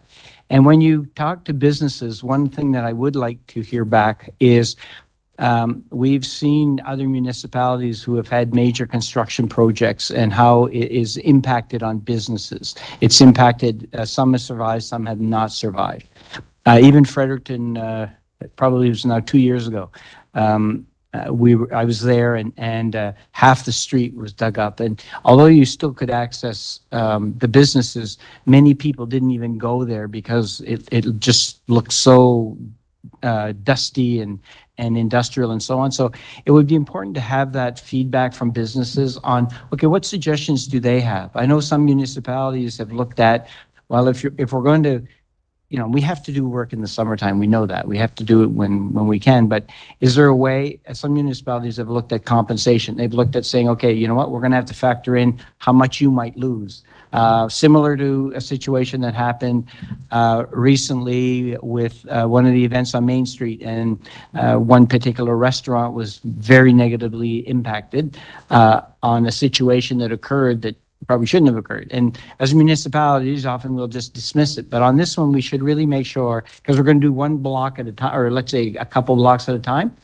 Not all blocks had the same impact business-wise, but I would like to make sure that we hear from those businesses. We don't just take a random, we probably need to really go out and seek all of them out and see what that. So, I could use the example of Shoppers Drug Mart versus the plaza on the other side of the street. Well, the plaza on the other side of the street, you can access from Bonacore, I guess the back side.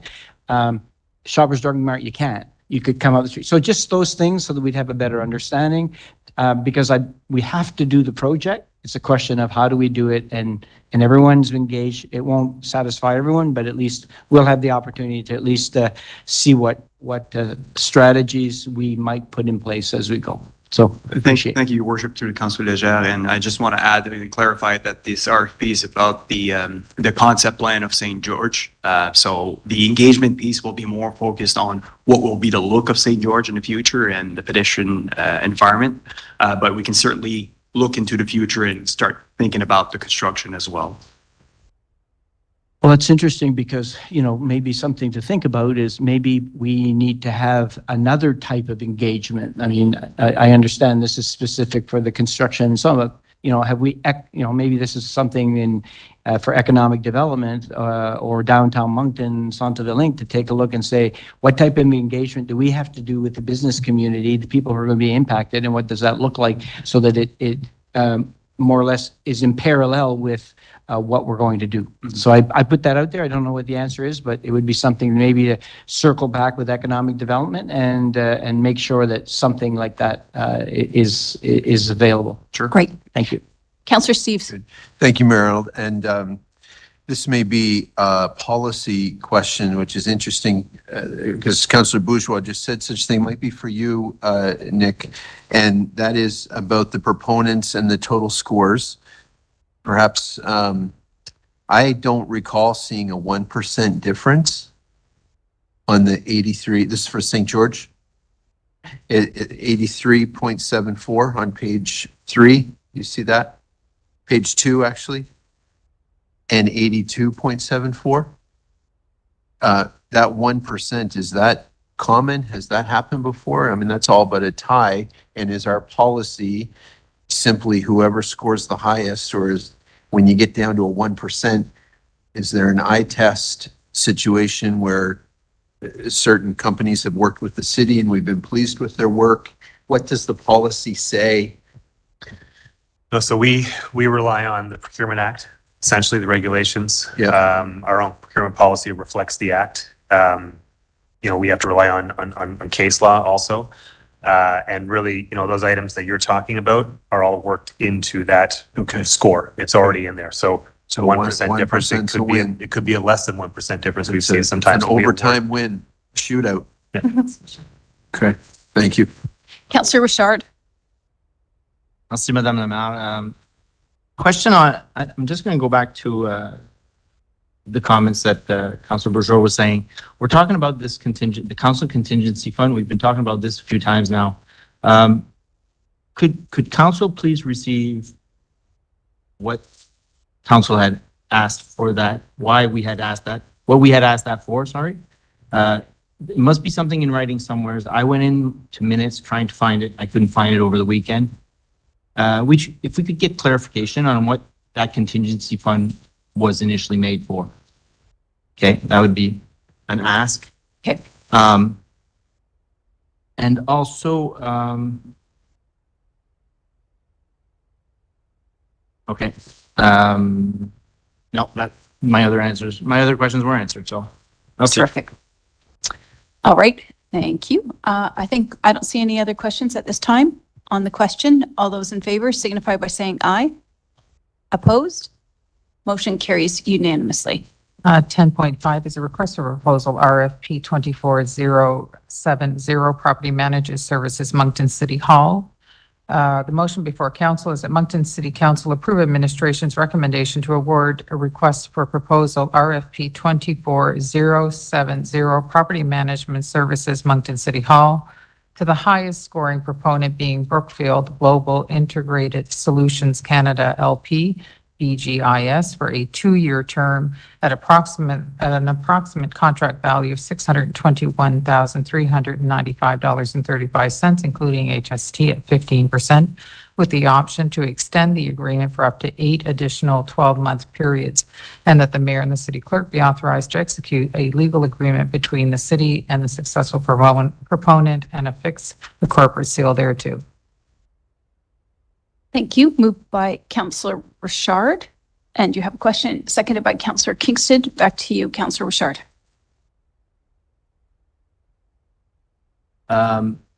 So just on the funding side of it, the accounts that the money is going to be taken from, they're not mentioned. So as we were talking about this in the last motion. Just to confirm, sorry, thank your worship to Councillor Richard.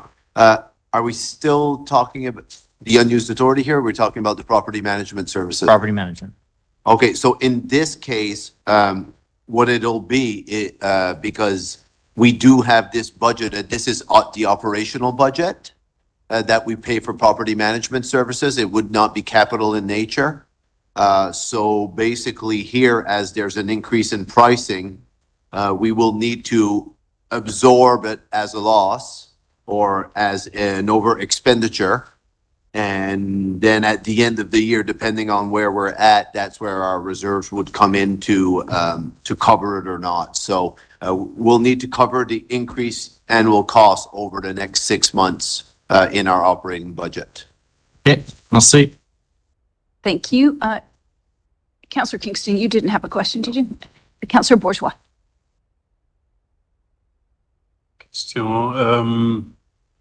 Les services qui va être The services that are going to be offered following this RFP, we own the building currently. We have for what, 10 or 12 years?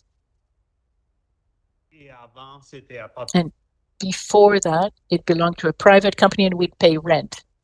But we didn't look after the repairs and renovations, major renovations. But now we own the building and we have a fund and we invest in the reserve fund for the City Hall Reserve Fund. Now, this contract, this company that is going to be hired to do this work, will they also look after major renovations, or at least identify them for us? Or do we have a specialized engineering service that will do that for us? Thank you, Councillor Bourgeois. As far as I know from this contract, this company would identify any major renovations, but we would be responsible. They're only responsible for minor renovations. Okay. But okay, well, how should I put this? I'm not skilled enough to say, oh, there's a major crack in the wall. No, they're going to look at the foundations, the windows, the roof regularly. They're going to inspect them, and your budget. I mean, this isn't important, but let's say you have $1 million per year that's put into it because there will be renovations coming up, major renovations over the next few years. But is this company going to be looking at this? I think what you're referring to is the asset management program. We have the facility teams that keep an eye on it with they look at the different components, including the windows, the roof, and so on and so forth. There are different lenses are applied to the building. Now, in this case, we're really talking to a day-to-day operations. It's a continuation of the contract that we've had with the provider that covers small repairs. You know, if there's a burnt light bulb burned out, or if there's a sink that leaks. So right now they're working on council chambers. We have teams that internally that could work it, but they don't look at that. What you're referring to is the future condition of the building. We do have teams in our department that keep an eye on all the different components.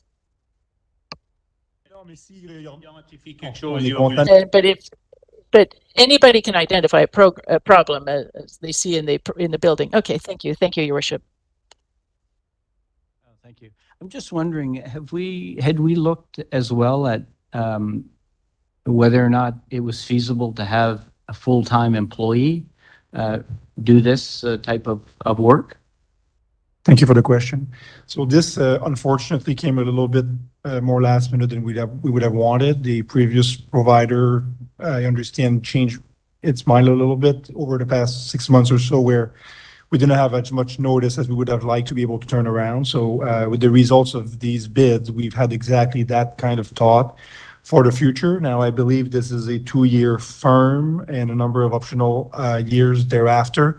During that time, I think the team will do a better review and see if we could be providing internally a competitive option to this service. So we'll be like that. All right. Thank you very much. Thank you. On the question, all those in favor signify by saying aye. Aye. Opposed? Motion carries unanimously. Item 10.6 is tender TC 24058, new cold storage dorm operations center. Motion before council is that Moncton City Council approve the award of tender TC 24058, new cold storage dome operations center to the lowest bidder, meeting all terms and conditions and specifications, being Quantum Construction Maritime Limited, in the amount of $1,473,150, including HST at 15%. Furthermore, it is recommended that a contingency allowance in the amount of $25,000, including HST at 15%, be established for this project to address any unknown, unforeseen conditions which may require a construction change order. Terrific. Moved by Councillor Legier, seconded by Councillor Butler. Any questions? Councillor Just Legier. quickly, how soon would the construction occur, and will it be available in 2024? Dawn is telling me they believe in August that would start, and we expect to have it available for us before the winter, like sometime in the fall. Perfect. Thank you. Terrific. On the question, all those in favor signify by saying aye. Aye. Opposed? Motion carries unanimously. Item 10.7 is tender TCS 24066, supply and delivery of crushed stone, sand, and aggregate. Motion before council is that Moncton City Council approve the award of tender TCS 24066 supply and delivery of crushed stone, sand, and aggregates to the lowest bidder meeting the terms and conditions and specifications set out in the tender, being Gray Rock Materials, Inc., for the total estimated annual contract value of $192,264.48, including HST at 15% for a one-year period, with the options to extend the agreement up to a maximum of 4 additional 12-month periods if it is in the city's best interest to do so. Terrific. Is there someone who wishes to move this? Thank you, Councillor Steve, seconded by Councillor Kingston. Any questions? On the question, all those in favor signify by saying aye. Opposed? Motion carries unanimously. Award item 10.8 is award of city's contract number W24H07BD Trail Upgrades Number 1. The motion before council is that city contract number 24H07BD Trail Upgrades Number 1 be awarded to Modern Construction 1983 Limited in the amount of $1,373,615.20, including HST, and that the budget for the project be set at $1.4 million, including HST engineering and contingency. It is also recommended that a contract be drafted and the mayor and the city clerk be authorized to sign said contract and affix the corporate seal of the city of Moncton. Thank you. Moved by Councillor Legier, seconded by Councillor LeBlanc. Any questions? Yeah, I do. Go ahead, Councillor Butler, then Councillor Bourgeois. I have a problem with this because of the next one that's coming up. We're building trails and retaining walls when we're not fixing the streets and the traffic calming on Twin Oaks. So I would say that in the next one, in the next 10.9, you talk about is revising Ryan Street at Augusta, because we have schools, Twin Oak Drive and Alyssa May, Twin Oak Drive and YMCA, Twin Oaks Drive and Tanglewood Drive, and down to Falcon. You know, we've had a number of issues there with students, one last spring getting hit by a vehicle because there's no markings on the street. We're trying to get some traffic calming up in that area in regards to Twin Oaks being so wide. I think it was meant to be another mountain road, but it turned out that it's a residential area and there's no markings. The crosswalks, I think there's 2, maybe 3 have crosswalk guards, but the rest don't. So I think before we start to get to the trails, which, you know, I agree 100% with having trail, I think that we have to make sure that around the schools, around where students are walking on sidewalks and then having to get to schools, I think that we should be putting this, should not have to revise the second one to have this one. This one, if you wanted to, we could revise it, maybe put in a retainer wall or something like this, but I don't think the whole thing should be done. I think we should be making sure that the roads are safer first. So I won't be voting for this one because of that, unless we can make an amendment that some way there. Maybe Rennie, you have an idea how we could do this, but I would certainly say that we should be looking after Twin Oaks and Ryan Street with the amount of traffic and the issues we're having up there. So. Thank you, Your Worship. Through to Councillor Butler, I may add that the project that's in front of you has been planned and budgeted coming from the AT budget. And if we want to talk about the second one, that is a project that was unplanned and unbudgeted. So we've been, as Jacques mentioned, excuse me, this is one of the projects we've been scrambling to try to find some funds.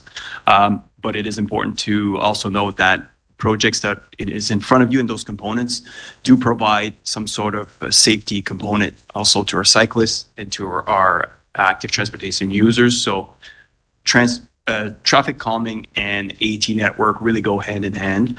But that is something that we need to think about, is that this project here was planned and budgeted as well and approved by council So part of the expiration last year. I'll say this again, is that, you know, if it was, and it was awarded by council or was brought forward in the budget, it was long before we knew that we were going to do something on Twin Oaks. Twin Oaks and Ryan Street, we have to do something now. We have no, you and I had a conversation the other day. There's not even a middle line painted on Twin Oaks, west, so you call it in the report north, but I call it west of Evergreen. So there's no markings on that street. It's like if you went up there, it looks like a runway. And cars are coming down there at all different speeds. I know we've had talks about the speed limit up there, and I know we're always keep saying, well, send it to the RCMP, send it to the RCMP. Well, we don't have a traffic unit. We have a number of kids, a large number of kids that are walking across Maplehurst at Twin Oaks. They're walking across that Blackstone and trying to get to the sidewalk on the other side so they can walk up. So, I mean, I don't know how maybe you have some type of an idea, or maybe Jock does, but you know, I would believe that the streets where people are driving, like I think on Twin Oaks in front of one house, I think in the last 3 weeks or 4 weeks, there was 2 accidents where a car run into another car parked on the side of the road. No markings, the lighting gets dark, is a little off there. So, I mean, I just don't see how we as council can say to ourselves, let's do a retaining wall for, and I agree that they're needed. I'm not saying they're not needed, but what I'm saying is your needs and your wants. We need the traffic calming on Twin Oaks and Ryan Street. Thank you. Councillor Bourgeois. Well, I was just going to say I understand 100% why you would vote against, if not this one.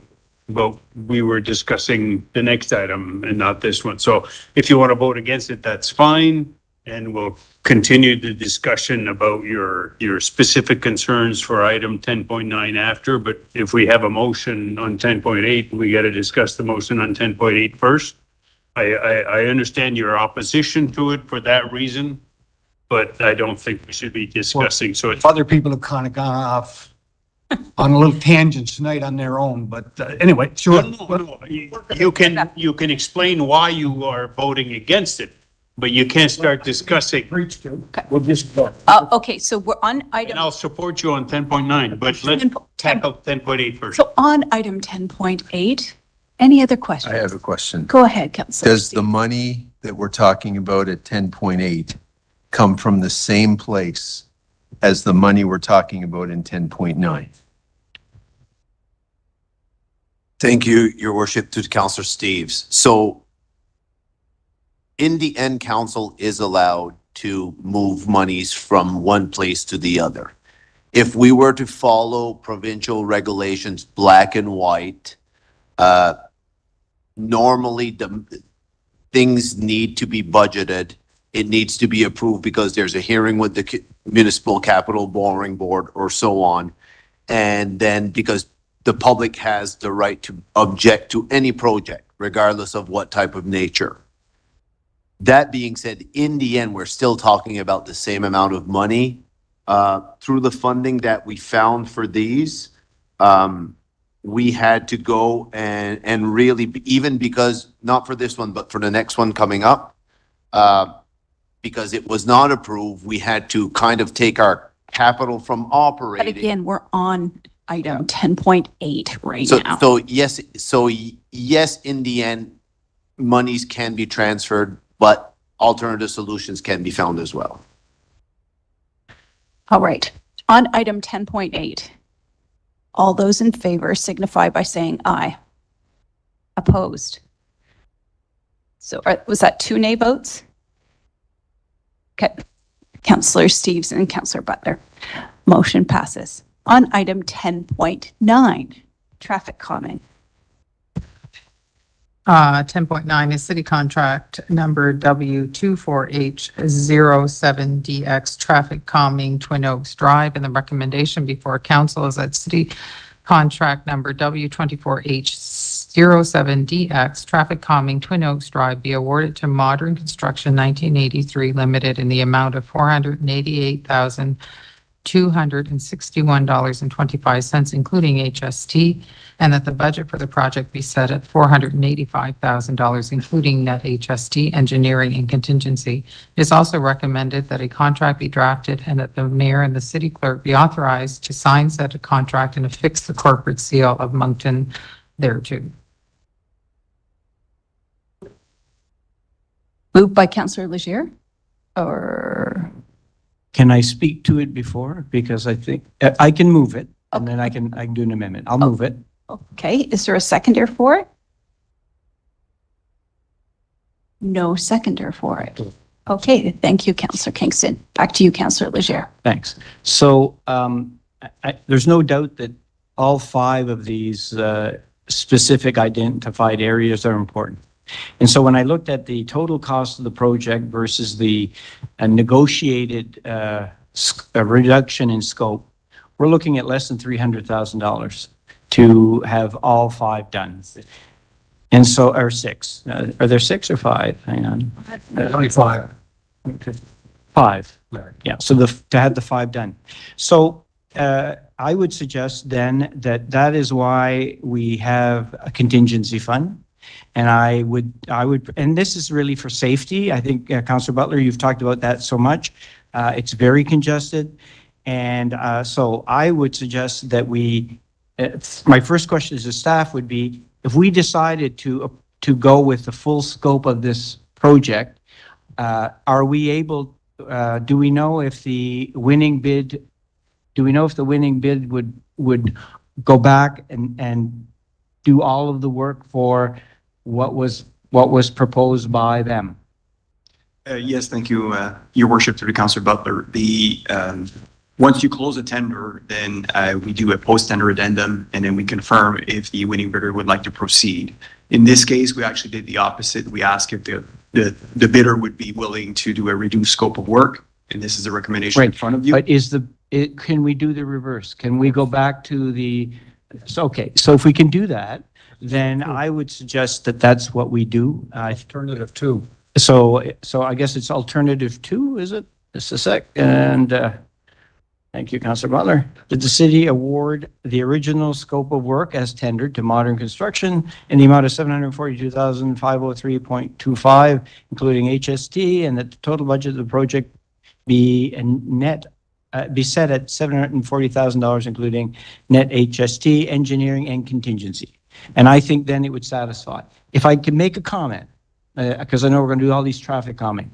And so, and I hope this is the last time that I actually have to say this, because I've been noticing that we put a lot of effort at crosswalks. We put a lot of effort on trying to notify. But why is it that every other municipality, so we have Dieppe, we have Shediac, I can't remember where I was the other day, they all have the ability to place in the middle of the street a device that sits this high that you notice because it's in the middle of the street, right at the line, and it makes me as the driver aware that there is a crosswalk there in case I miss the fact that they turned the light on and I didn't see it. So can you please tell me why it is that we can't have those on our streets today? And I'll give you an example of one is St. George Street at the corner of Archibald and St. George. I saw somebody almost get killed the other day. And this is one that we know is problematic because it doesn't line up. So sorry if I sound a little emotional, but I just repeating, and maybe this is the last time I have to repeat it and we could do that. Would they be available for our municipality, you think? Yes, Councillor there. Since we're on repeating, we did send an update to council on the specific locations where we will be installing these. So these are actually prepared for St. George Boulevard. So when are we going to see them? When am I going to see one on St. George? I will have to talk to the team. I don't have that level of details. I'm sorry, Councillor Leger, but we are planning to start using them, these specific devices that you just mentioned, and locations will be Shediac Road and St. George Boulevard for this year, and we hope that working through our operations team that we will increase that program and have more and more locations in the future. So may I ask, maybe for a future meeting, what is getting in the way to be able to implement, let's say 30 of them this year, like around all our schools and all of the places? What is is it a question of budget? We don't have enough money to buy enough of them to be able to install them? So anyway, for future meeting, because I'm concerned because they really are effective. Yeah, I think they will be, Councilor Leger, and I think to answer your question, it's the purchasing of them. That's one thing. Sometimes they're delay in material, but it's also the installation. We rely on our operations team to install them. So obviously, if we increase that program, we'll have to look at resources and because they have to be taken out, installed, and sometimes taken out in the winter, depending on the location. So it's all part of the traffic calming But program. I'm sure, and this is the end of it, I'm sure that if we can put all of the separators for the bike lanes on Von Harvey and on Killam Drive, that we certainly should be able to put 30 of these on crosswalks as well. So maybe something to look at. So thank you. Appreciate it. So I understand that you've actually moved option number 2 now. Does the seconder, are you okay with that as well? Option 2, that's been recommended. That's what's been recommended, but you were the seconder for it. Are you okay with seconding that? Okay. All right, then. Councillor Bourgeois. Merci, Madame la Maire. Thank you, Your Worship.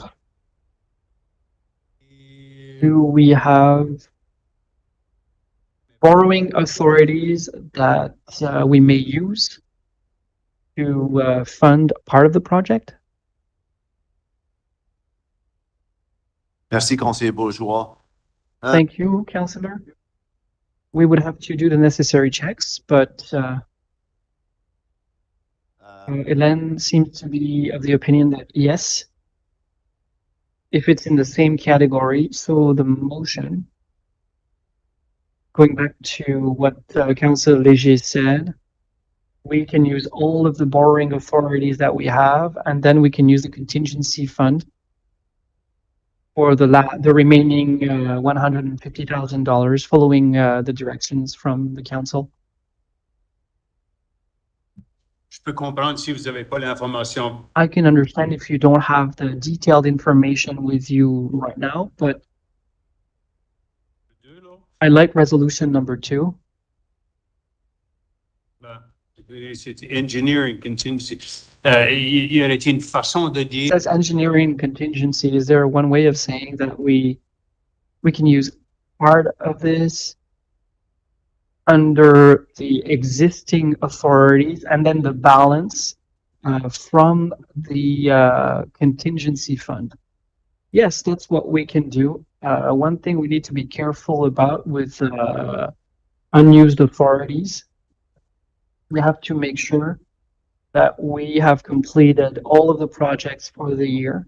So it's certainly something that we can do, and we can adjust the motion because the council has already passed and adopted those requests for funding that were submitted. So it's a bit like a pre-approved mortgage, as we often say.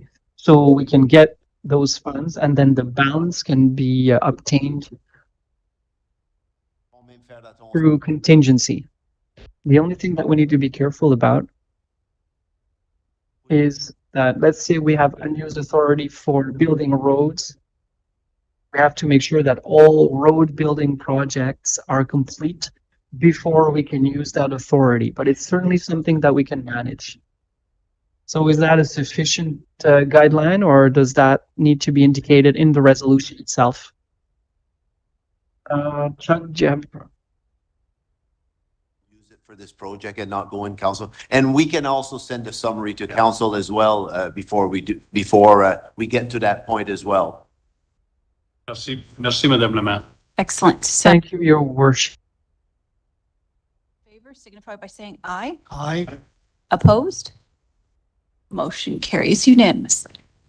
Okay, reading of bylaws. The first 2 bylaws, council has provided me permission to give the readings. And as per the Local Governance Act, these will be placed on our website and they will be available for the public if they wish. So 11.1 is a bylaw and amendment, the City of Moncton zoning bylaw being bylaw Z 222.6.1 Eastgate. It's the first reading. Eastgate Village. Eastgate Village.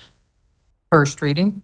Arrêté portant modification de l'arrêté de zonage de la ville de Moncton sur l'arrêté Z222.6.1, Eastgate Village, c'est la première lecture. 11.2 is a bylaw in amendment of the City of Moncton zoning bylaw, being bylaw Z222.33 for Curry Street, first reading. Arrêté portant modification de l'arrêté de zonage de la ville de Moncton sur l'arrêté Z222.33, 4 rue Curry, c'est la première lecture. Actually, there's a third first reading. The council has provided me access with 10.3. A bylaw relating to dangerous or unsightly premises and property in the city of Moncton, being bylaw Z824, unsightly premises, first reading. Arrêté concernant les lieux et les biens dangereux ou inesthétiques dans la ville de Moncton sur l'arrêté Z824, c'est la première lecture. For the next two, I will require council's approval. So for 11.4, the second reading of 1187 Shediac Road, moved by Councillor Legier, seconded by Councillor Kingston. All those in favor signify by saying aye. Aye. Opposed? Motion carries unanimously. A bylaw and amendment of the City of Moncton zoning bylaw, being bylaw Z222.34, rezoning at 1187 Shediac Road. This is a second reading. Arrêté portant modification de l'arrêté de zonage de la ville de Moncton sur l'arrêté Z222.34, rezonage au 1187 chemin Shediac. I will require third reading. Third reading, moved by Councillor Legier, seconded by Councillor Richard. All those in favor signify by saying aye. Aye. Opposed? Motion carries unanimously. A bylaw and amendment of the City of Moncton zoning bylaw, being bylaw Z222.34, rezoning at 1187 Shediac Road. It's a third reading. Arrêté portant modification de l'arrêté de zonage de la ville de Moncton sur l'arrêté Z222.34, rezonage 1187 chemin Shediac. C'est la troisième lecture. 11.5, I will require. Thank you. This is for 54 Maplewood. Is there someone who wishes to move this? Councillor Richard, seconded by Councillor LeBlanc. All those in favor signify by saying aye. Aye. Opposed? Motion carries unanimously. A bylaw and amendment of the City of Moncton zoning bylaw, being bylaws at 222.35, rezoning 54 Maplewood. It's a second reading. Arrêté portant modification de l'arrêté de zonage de la ville de Moncton sur l'arrêté Z222.35, rezonage 54 Promenade Maplewood. C'est la deuxième lecture. Third reading. Third reading, moved by Go ahead. Councillor Butler, seconded by Councillor LeBlanc. All those in favor signify by saying aye. Opposed?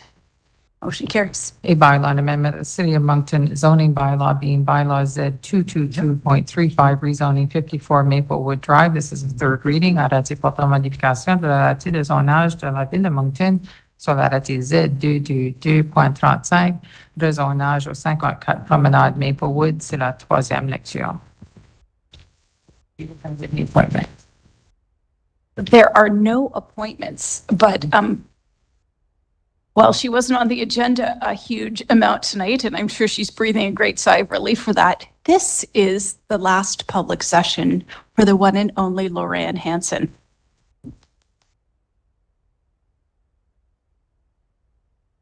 It's been quite a career, and I'm sure you're relieved that you weren't on the agenda tonight. But thank you for everything, Lorraine. Really. Say a couple words. We'd like to hear from you. Speech. It's not on the agenda, but yes. Oh, it's on. Yes, and working in corporate services, I'm usually a lot of times relieved that we keep issues off of the public agenda and we keep them internal to the City of Moncton. But it is, I want to thank you all too, for, working with me over the years. It's been 34. It's time, I guess, to move on to another phase of life, but it is going to be an odd time not being a city employee and being a resident of Moncton and observing what's going on in the city. But I'm sure I'll still offer feedback in one way or another. And anyway, I want to thank you again for it being a great ride and a great journey throughout the years. So it's been a pleasure to work for the city, and I'm an awful proud City of Moncton employee. Oh, So well, it's been a pretty Congratulations on 34 awesome years, really.